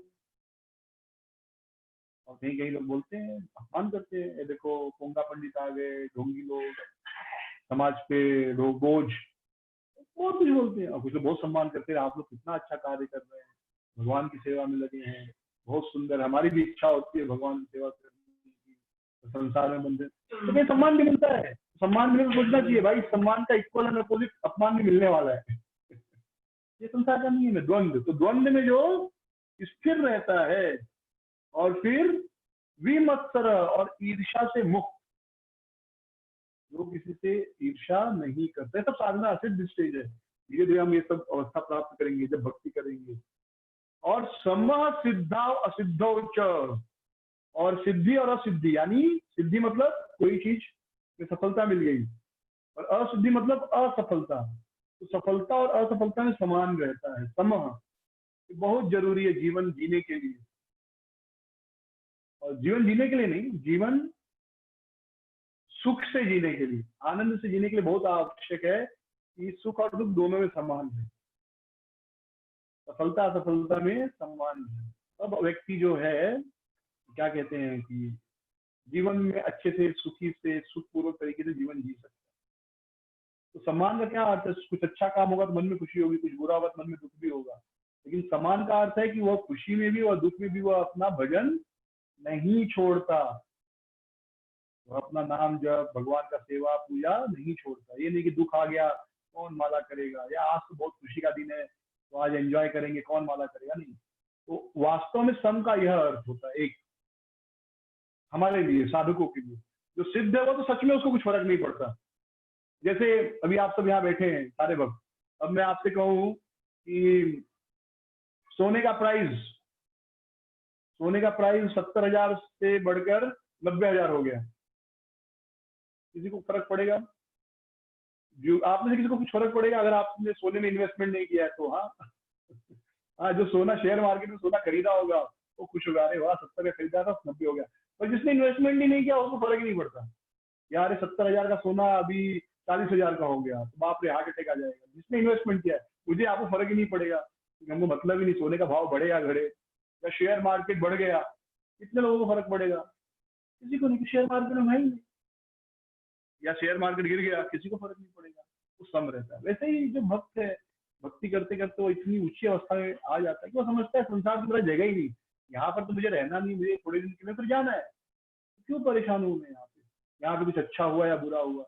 जैसे आप किसी गेस्ट हाउस में जाते हो, कहीं गेस्ट हाउस में रहते हो, तो उस गेस्ट हाउस में कोई बिल्डिंग टूट, कोई दीवार गिर गया, या गेस्ट हाउस में चूहे हैं या कुछ गड़बड़ है, तो हम क्या सोचते हैं, एक दिन तो रहना है, रह के निकल जाना है, क्या फर्क पड़ता है, बराबर है। या आप कहीं खाना खाने गए, कहीं होटल में अच्छा खाना नहीं मिला तो आप सोचोगे ठीक है एक दिन तो रहना है, खा के निकल जाए। तो एक भक्त ऐसे ही दुनिया में सोचता है कुछ साल तो रहना है हमको, यहाँ हमेशा थोड़ी रहना है, इस संसार छोड़कर भगवान के नाम जाना है, तो ठीक है अच्छा बुरा निकाल लो। ऐसे चेतना डेवलप होती है। और कुछ लोग होते हैं जिनकी चेतना बहुत नैरो होती है, वो तो 1 मिनट के लिए भी झगड़ा करते हैं, सीट 1 घंटे का लोकल ट्रेन का जर्नी उसमें भी झगड़ा कर लेंगे, वो ट्रेन सीट नहीं मिला, या गाँव जाने वाली ट्रेन है 20 घंटे उसमें भी झगड़ा कर लेंगे। मतलब बहुत छोटी चेतना है उनकी, बहुत नैरो माइंडेड है वो लोग, उनका कॉन्शियसनेस बहुत ही करप्ट है बोल सकते हैं। लेकिन जो विस्तृत, आपने सुना होगा ये ट्रेन में, अरे 20 घंटे का तो बात है कैसे करके निकाल दी, सुना कि नहीं आप लोगों ने? अभी 6 सीट है, 10 लोग हैं, अरे 1 दिन का तो बात है, तो कैसे भी एडजस्ट करके निकालते हैं लोग, क्यों 1 दिन का बात है बोलते कि नहीं। और वहीं कुछ लोग है नहीं भैया हमको तो एकदम प्राइवेट चाहिए, इसलिए लोग 3rd AC या 2nd AC का टिकट लेते हैं। आप जाके गलती से बोलो थोड़ा बैठूगा, नहीं अपना पर्दा बंद करके एकदम, ताकि कोई उनको डिस्टर्ब नहीं करे, वो भले 8 घंटे का रास्ता हो। मतलब बहुत छोटा सोच है, वो सोचते सब यही जीवन है, 8 घंटे का ट्रेन जर्नी को सब कुछ मान लेते हैं, या 1 दिन की ट्रेन जर्नी को सब कुछ मान लेते हैं। लेकिन तो जानते कि 1 दिन के बाद तो उतरना है, तो ठीक है एडजस्ट करके जाते, जाना तो है, ट्रेन से जाना है, आपको भी जाना है, मुझे भी जाना है, एडजस्ट करो। ऐसे भी लोग मिलेंगे ऐसे भी लोग जो बोलेंगे हटो बैठो मत, हमारा 3 का सीट है, ये उधर जाओ, ऐसे लोग भी मिलेंगे, दोनों मिलेंगे। जिनका चेतना थोड़ा विकसित होता है वो क्या करते हैं, समय ठीक है यार, एक दिन का बात निकाल लेंगे। तो जब हमारा चेतना और विकसित होता है तो हम सोचते हैं 10-20 साल तो जीना है दुनिया में, इतना क्या सोचना, कौन सा हम परमानेंट यहाँ कुछ लेकर आए थे, क्या लेकर आए थे, कुछ नहीं लाए थे, खाली हाथ ही आए थे, और इधर ही छोड़ के जाना है, क्यों इतना परेशान होना। यानी चेतना कॉन्शियसनेस एक्सपांड हुआ। तो सम सिद्धाव असिद्धोच कृत्वापि न निबध्यते, ऐसा व्यक्ति कृत्वापि कर्म कर रहा है लेकिन बंधन में नहीं बंधता। फिर 23वां श्लोक, गत संगस्य मुक्तस्य, जो संगत संगस्य मुक्तस्य, जो संग है प्रकृति के 3 गुण है उससे वह मुक्त रहता है, यानी सत्वगुण रजोगुण तमोगुण के प्रभाव में नहीं आता। ज्ञान अवस्थित चेतस, और हमेशा ज्ञान में अवस्थित रहता है। ज्ञान क्या है, कौन बताएगा, हाथ उठाइए, ज्ञान क्या है? ज्ञान अवस्थित चेतस, ऐसा हाथ नहीं उठाना है जो ऑनलाइन में कैसे हाथ उठाते हैं, मैं आपको नहीं देख पा रहा हूँ, ऐसे हाथ उठाएंगे कैसे? हाँ ऐसे हाथ उठा, ऐसा हाथ उठाना है टच करके। एनीवे हाँ अमिता पूछिए, बोलिए, मैंने देखा वैसे आपको देखा, बोलिए ज्ञान क्या है? हरे कृष्णा, हाँ बोलिए प्रभु जी, ज्ञान क्या है? हरे कृष्णा, हाँ प्रभु जी बोलिए, आवाज आ रहा है, ज्ञान क्या है? बहुनाम जन्मनाम अन्ते ज्ञानवान माम प्रपद्यते।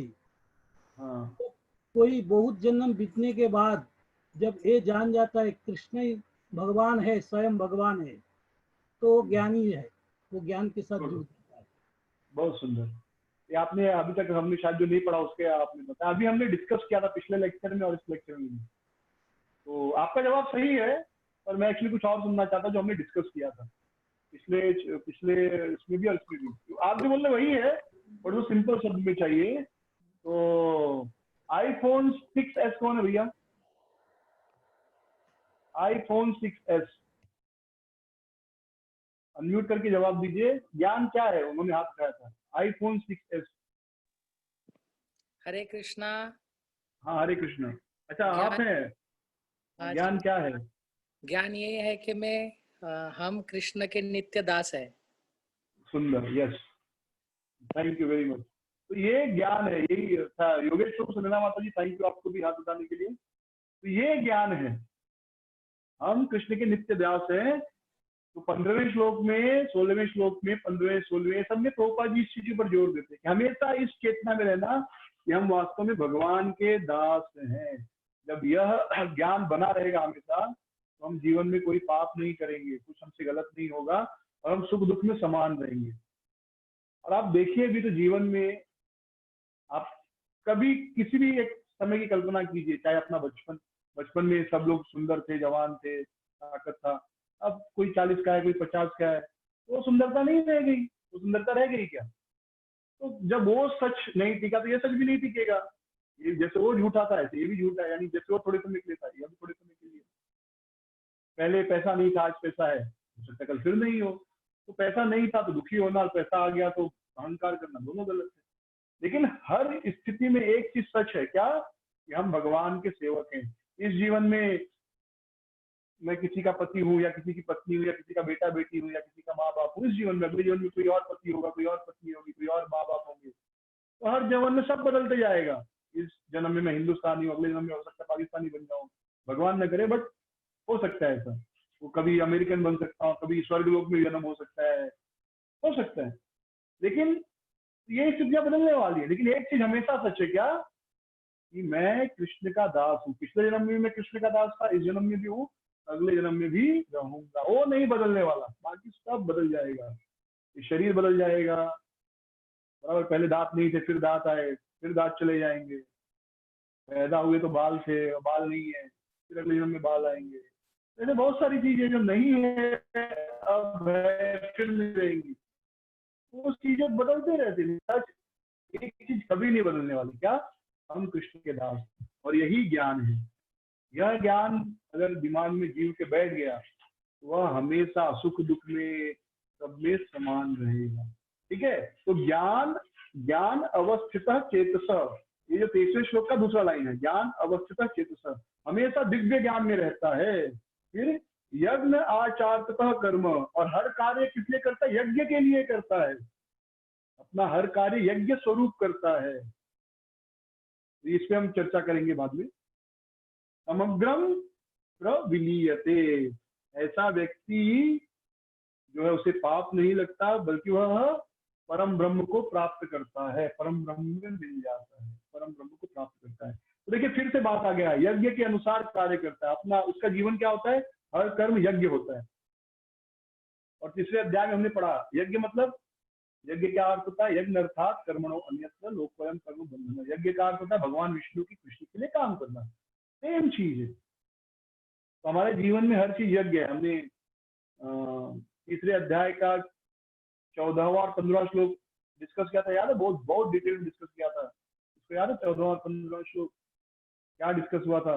अन्नाद भवति भूतानि पर्जन्यादन्न संभव, यज्ञात भवति पर्जन्य, यज्ञ कर्म समुद्भव। सारे जीव, एक्चुअली हमने इसको ऐसे समझा था, मुझे जीवन जीने के लिए क्या चाहिए? अन्न चाहिए। अन्न कैसे होगा? जब वर्षा होगी। वर्षा कैसे होगी? जब हम यज्ञ करेंगे। और यज्ञ क्या है? यज्ञ मतलब अपना नियत कर्म करना। तो मैं पकड़ना है। सारे जीव अन्न पर आधारित हो तो है, लेकिन अपने आप को जोड़ना है कि मुझे जीवन जीने के लिए भोजन चाहिए। उसके बाद हम नहीं, भोजन कैसे मिलेगा? वर्षा होगी तब मुझे भोजन मिलेगा। वर्षा कब होगी? जब मैं यज्ञ करूंगा। और यज्ञ क्या है? अपने नियत कर्म करना। और एक नियत कर्म क्या कर्म करे? कहाँ बताया गया है? कर्म ब्रह्मोद्भवम विद्धि, जो परम भगवान है उन्होंने बताया कर्म क्या है। ब्रह्मक्षर समुद्भवम, तस्मात, 2 लाइन याद नहीं आ रहा है, बट मीनिंग है कि कर्म भगवान के वाणी से आया है। भगवान ने जो बोला है, वेद में बताया गया क्या अच्छा है क्या बुरा है। और वह वेद किससे आया है? भगवान के वाणी से। इसलिए यह जो कर्म है, सॉरी, जो यज्ञ है या जो ब्रह्म है, वो हमेशा यज्ञ में रहता है। यानी जब हम यज्ञ करते हैं, यज्ञ मतलब अपने नियत कर्म करते हैं, तो हम क्या कर रहे हैं? यज्ञ कर रहे हैं। ये 14वां और 15वां श्लोक आप पुरानी वीडियो देख सकते हैं, रिकॉर्ड है, मेरे ख्याल से रिकॉर्ड हुआ था वो सब। तो बहुत इंपॉर्टेंट श्लोक था 14 और 15। तो अपना नियत कर्म, यानी इस समय आपका नियत कर्म क्या? अपने पिता के रूप में आप जो भी कर्म जरूरी है, माता पिता के रूप में, वह सब भी नियत कर्म है। जब हम कृष्ण को केंद्र में रखकर अपना नियत कर्म करते हैं, कृष्ण को केंद्र में रखकर जो अपना नियत कर्म करते हैं, वह यज्ञ कहलाता है। अभी 2-3 दिन पहले एक भक्त से बात हो रही थी, एक माता जी रोज मंदिर आती है, कुछ बात हुई तो वो बोले, कह रहे हो माता जी तो दिन भर मंदिर में रहती है, अच्छा है ना? मैंने कहा नहीं, अच्छा नहीं है। अभी फिर मैंने उनको बताया, समझो आप हो, आप अभी 10 साल के बच्चे हो समझो, और आपकी माँ दिन भर मंदिर में रहे, आपको टाइम पे खाना नहीं दे, पानी नहीं दे, आपके पिताजी दिन भर मंदिर में रहे, सत्संग में जाए, प्रीचिंग करें, और आपको ध्यान नहीं दे, तो आपको अच्छा लगेगा? आप इस्कॉन को पसंद करोगे? तो वो बोले हाँ बराबर है, तब तो नहीं पसंद करूंगा मैं। बोला अभी आपको अच्छा इसलिए लग रहा है क्योंकि आप भक्त हो इसलिए, लेकिन आप एक 10 साल 15 साल के बच्चे के बारे में सोचिए, अड़ोस पड़ोस के सोचिए, लोग क्या सोचेंगे कि ये प्रभु जी या ये माता, यानी आदमी औरत जब से भक्त बन गए हैं, जब से इस्कॉन गए, तब से घर वालों को भूल ही गए। ये बहुत गलत इंप्रेशन जा रहा है। आप अपना नियत कर्म नहीं कर रहे हैं, बल्कि आप दुष्प्रचार कर रहे हैं। आप प्रचार नहीं कर रहे, दुष्प्रचार कर रहे हैं। तो भक्ति का मतलब हमको अपने आप को इम्प्रूव करना है, ना कि अपने आप को लोगों को बताना कि मैं देखो कितना बड़ा भक्त हूँ। अपने आप को इम्प्रूव करना है। इम्प्रूव करना मतलब माँ से और अच्छी माँ बनना, पिता से और अच्छा पिता बनना, पति से और अच्छा पति बनना, पत्नी से और अच्छा पत्नी बनना, भक्त बेटा बेटी से और अच्छा बेटा बेटी बनना, माँ बाप से और अच्छा माँ बाप बनना, बहू से और अच्छी बहू बनना। अरे अभी जैसे उससे और ज्यादा इंप्रूव करो, तब तो सामने वाला देखेगा कि हाँ ये आदमी भक्त बन गया, देखो उसकी बहू कितनी अच्छी है। क्यों अच्छी है? वो डिवोटी है इसलिए, ना कि ये कह रहे उसकी वो सास ही दिन भर खाना बनाती, बहू तो खाना बनाती नहीं। क्यों? तो डिवोटी ना, इस्कॉन में जाती, दिन भर इस्कॉन में रहती है, तो बेचारी बूढ़ी सास को खाना बनाना तो या वो देखो उसका आदमी दिन भर घर बच्चों को और किचन वही संभालता है। क्यों? पत्नी भक्त बन गई ना, दिन भर मंदिर में रहती है, मंदिर में ये सेवा वो सेवा, तो उसका हस्बैंड ही खाना बनाता है, हस्बैंड ही बच्चों को देखता है। आपको लगता है आप प्रचार कर रहे हैं कि दुष्प्रचार कर रहे हैं? बल्कि पति और अच्छे से जिम्मेदारी ले, कृष्ण भावना भावित भी हो और अपने परिवार का और अच्छा टेक केयर करे, तो भी बच्चे भी इंप्रेस होंगे। जो भी है आपका सर्कल इंप्रेस होगा। अरे वाह, हाँ इसका मतलब ये नहीं कि आप दारू पीने वालों के सर्कल में तो और ज्यादा दारू पीजिए, ठीक है, बुद्धि लगाना चाहिए। जो भी शास्त्र द्वारा बताया गया है, तो माता पिता का जिम्मेदारी भी यज्ञ है, ये भी बहुत बड़ा यज्ञ है। विवाह भी यज्ञ है, विवाह कन्यादान को कितना बड़ा यज्ञ माना गया, पता है आपको? कन्यादान की कितनी महान, एक योग्य व्यक्ति को अपनी बेटी दान में देना है, बहुत बड़ा पुण्य कार्य माना गया है। इनफैक्ट एक कहानी आती है शास्त्रों में कि कोई राजा थे, उनको बेटी नहीं थी, बेटे ही बेटे थे, तो उसके कारण उनको लक्ष्मी रुष्ट हो गई। तो उन्होंने पूछा पंडित जी से, भाई क्यों ऐसा हो रहा है? जिनका आपके भाग्य में लक्ष्मी नहीं है, आपके भाग्य में पुत्री नहीं है, और कई जन्मों से नहीं, इसलिए सारा लक्ष्मी आपका समाप्त हो रहा है, अब आप दरिद्र बनते जाओगे धीरे धीरे। तो उन्होंने पुत्री पाने के लिए यज्ञ किया। तो जो लोग कहते कि नहीं बेटी को नहीं मानते, ऐसा नहीं है, बेटियों को बहुत बड़ा स्थान दिया गया अपने धर्म में, और विशेष रूप से कन्यादान को बहुत बड़ा यज्ञ माना गया है, विवाह को बहुत बड़ा यज्ञ माना गया है। तो पॉइंट है कि अपना नियत कर्म करना चाहिए, फैनेटिक नहीं होना है, अपने आप को इम्प्रूव करना है, अपने आप को और सुधारना है, ये भक्ति है। ना कि लोगों को बताना देखो मैं तो मंदिर में ही रहता हूँ, मंदिर में तो अब 64 माला कर रहा हूँ, माँ बाप हाँ ठीक है अपना देख लेंगे, वो मतलब भक्ति नहीं कर रहे। भक्ति मतलब अपना 16 माला करिए और साथ में माँ बाप और अच्छा सेवा कीजिए, बेटा बेटी का और अच्छे से ध्यान दीजिए, पालन पोषण कीजिए, उनको संस्कार दीजिए ताकि उनको भी अच्छा इंप्रेशन आए। बाकी कोई बिगड़ना ही चाहे तो अलग बात है, बट इन जनरल पति का और अच्छा सेवा कीजिए, पत्नी का और अच्छा देखभाल कीजिए, तब तो पता चलेगा ना भक्त बन गए। एनीवे, तो यज्ञ, ये जो तीसरा अध्याय में कनेक्ट कर रहे हैं, तीसरे अध्याय में फिर से हम लोग आ गए यहाँ पर, क्योंकि यहाँ पर भगवान क्या कह रहे हैं, जो हर काम यज्ञ के रूप में करता है, हर काम मतलब पति की सेवा भी कर रहे हैं, आप पत्नी की सेवा भी कर रहे हैं, बच्चों की देखभाल कर रहे हैं, या हम नौकरी पे जा रहे हैं तो वो काम भी ईमानदारी से यज्ञ के रूप में, कि मैं नौकरी पर जा रहा हूँ तो मेरा जो भी काम है ईमानदारी से अच्छे से करूंगा। क्यों? क्योंकि यह यज्ञ है। क्यों यज्ञ है? क्योंकि यह काम करूंगा मुझे पैसा मिलेगा और इस पैसे से भगवान की सेवा करूंगा। जब आप अपना काम और अच्छे से करेंगे लोग इंप्रेस होंगे, वाह भक्त बनने के बाद से आदमी और एक्टिव हो गया, ना कि और आलसी बने, मैं आज नहीं काम पे आऊंगा, मंदिर जा रहा हूँ, आज काम पे नहीं आऊंगा, अरे मेरा माला बाकी है, तो वो लोग इंप्रेस नहीं होते, फिर बोलते नहीं कुछ ये इस्कॉन वाले ऐसे ही भक्ति वक्ति ये सब दिखावा है, लोग अनप्रोडक्टिव लोग हैं। ठीक है, तो समग्रम प्रविलीयते, तो ऐसा व्यक्ति को कोई पाप नहीं लगता। जब व्यक्ति यज्ञ करता है तब क्या होता है, उसकी चेतना दिव्य होती है और वह अपने आध्यात्मिक गोल, आध्यात्मिक उद्देश्य को प्राप्त कर सकता है। आध्यात्मिक उद्देश्य क्या है? भगवान के धाम जाना, ये आध्यात्मिक उद्देश्य है हमारा। और यज्ञ करके हम धाम जा सकते हैं। यज्ञ बहुत सारा आगे जो हमने डिस्कस किया ना कई दिनों से, सारा वर्णन आएगा कितने प्रकार के यज्ञ हैं। करीब अगले श्लोक संख्या 25 से 33 यानी 6-9 श्लोकों में अलग अलग प्रकार के यज्ञों का वर्णन है। माइंड कंट्रोल, सेंस एंजॉयमेंट, ब्रह्म सेंस, बहुत सारे अलग अलग प्रकार के यज्ञों का वर्णन है। तो ये पिता है कोई तो उसकी जिम्मेदारी है भक्ति के साथ अपने बच्चों की देखभाल भी करना। ये नहीं बच्चे को आप कभी टाइम ही नहीं दे रहे और बस मंदिर जाना ये करना वो करना, सत्संग जाना, बच्चा बोलेगा यार कहाँ फंस गया मैं, किस घर में पैदा हो गया। तो हमें बहुत प्रैक्टिकल होकर इस तरह जीवन जीना चाहिए। अब बच्चे का देखभाल भी कर रहे हैं तो ये सोचिए मैं यज्ञ कर रहा हूँ, क्या यज्ञ कर रहा हूँ, ये बच्चा अगर कृष्ण भक्त बनेगा भगवान कितना खुश होंगे। ये भी तो प्रचार है ना, आपने बेटा बेटी को कृष्ण भक्ति का अच्छा फ्लेवर देना प्रचार नहीं है। अपने पति को या अपनी पत्नी को या अपने सास ससुर को कृष्ण भक्ति का फ्लेवर देना कि भाई कृष्ण भक्ति में देखो कितना अच्छा होता है, ये क्या प्रचार नहीं। जब एक बहुत बहू अच्छे से अपनी सास की सेवा करेगी, सास खुद ही खुश होगी, अरे भक्ति करती इसलिए इतनी अच्छी है। तो सास जिसको मिलेगी बोलेगी मेरी बहू भक्ति ने देखो मेरी कितनी सेवा करती है, तो अपने आप प्रचार हो रहा है। तो लोग भी जलेंगे, अरे यार इसकी बहू, हम भी डिवोटी बहू ही लाएंगे हमको भी डिवोटी। जब उल्टा सुनेंगे कि अरे वो बहू तो दिन भर खाली प्रचार करती है, यहाँ वहाँ खाना तो सास ही बना रही है, तो बोलेंगे नहीं चाहिए भाई, अपनी घर हो, जो नॉर्मल बहू है वही अच्छी है। तो ऐसे हर जगह तो हमें हर कर्म यज्ञ समझ के करना चाहिए, कोई भी काम। और वह काम शास्त्रों में जो दिया है, यानी माता पिता की सेवा करना, बेटा बेटी का देखभाल करना, पति पत्नी का देखभाल, ये सारा यज्ञ है। जब व्यक्ति इस प्रकार कर्म करता है तो मुक्त होता है। फिर 24वां श्लोक जो बहुत सुंदर है, ब्रह्मार्पणम ब्रह्म हवीर ब्रह्माग्नो ब्रह्मणाहुतम ब्रह्मेव तेन गंतव्यो ब्रह्म कर्म समाधिना। यह जो श्लोक है मायावादी बहुत उपयोग करते हैं, सब कुछ ब्रह्म है। ब्रह्मार्पणम ब्रह्म हवीर, ब्रह्म अर्पण कर रहे हैं, ब्रह्म को ब्रह्म में अर्पण कर रहे हैं।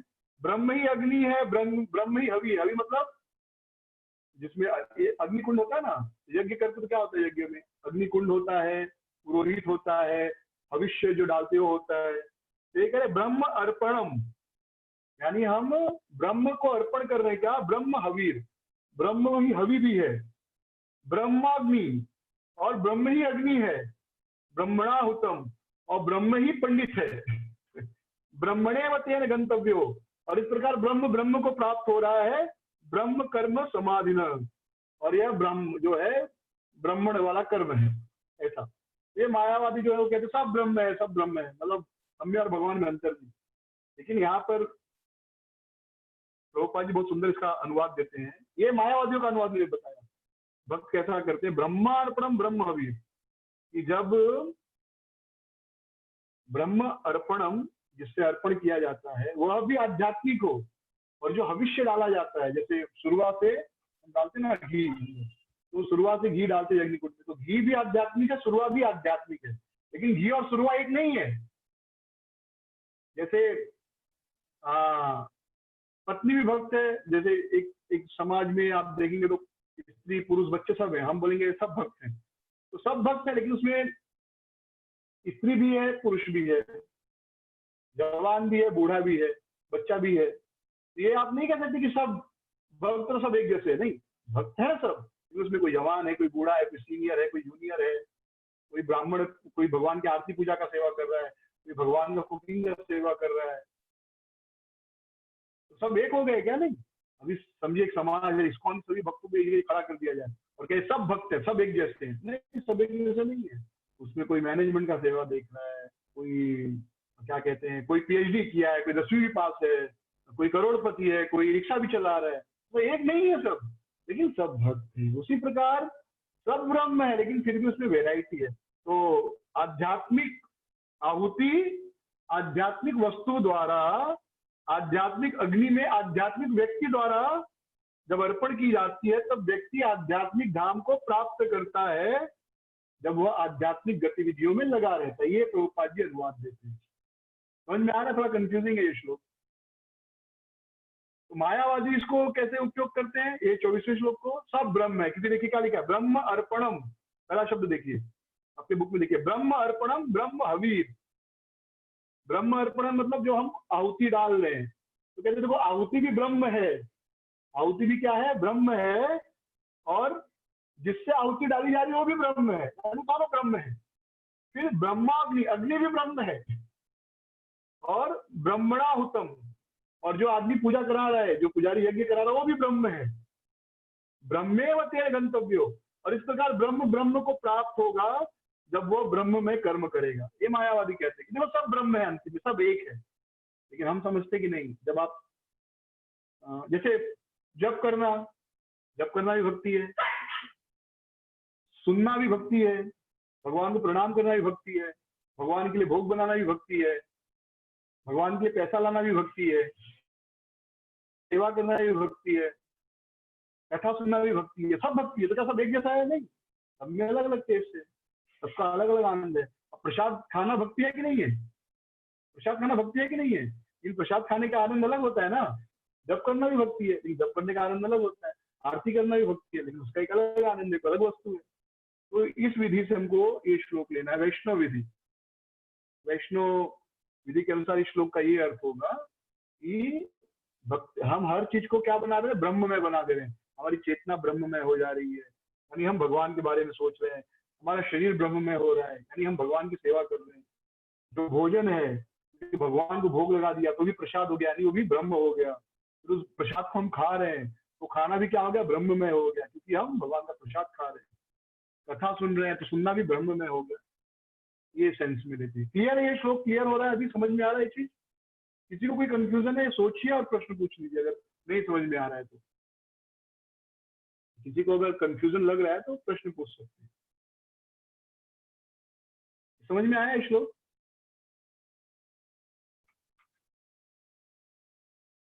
ठीक है, तो आज हम लोग यहीं पे स्टॉप करेंगे, क्योंकि 25वें से पूरा एक अलग ही सेक्शन है, अलग अलग प्रकार के यज्ञ। तो प्रभुपाद जी तात्पर्य में बहुत सारा इंफॉर्मेशन देते हैं, बहुत सारी चीजें हैं, बहुत सारा ज्ञान भी बोल सकते हैं। तो मैंने एकदम शुरू में कहा था कि तात्पर्य जो है खजाना है, प्रभुपाद जी जो तात्पर्य, बहुत कुछ सीखने को मिलता है। तो हम दो तरीके से पढ़ रहे हैं भगवद गीता, एक तो श्लोकों का श्लोक वाइज कनेक्शन क्या है, एक श्लोक से दूसरे श्लोक का क्या कनेक्शन, वैसे ही पढ़ रहे हैं, और दूसरा हर श्लोक का तात्पर्य भी अलग अलग से फिर डिस्कस कर रहे हैं, तात्पर्य डिस्कस करते करते जा रहे हैं, और फिर एक साथ श्लोकों को भी जोड़ दे रहे हैं, सारे श्लोकों का क्या अर्थ है, फ्लो क्या है। तो तात्पर्य में किसी प्रभुपाद जी बहुत इंफॉर्मेशन देते हैं, और अभी 25 से 33 बहुत सारा जानकारी है। तो नेक्स्ट वीक चर्चा करेंगे हम लोग। किसी को कोई क्वेश्चन है तो पूछ सकते हैं, कोई प्रश्न है तो पूछ सकते हैं, नहीं तो क्वेश्चन ले लीजिए।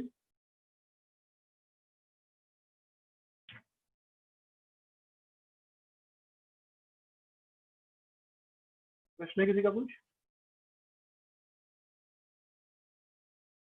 ओके ठीक है, तो क्वेश्चन ले सकते हैं।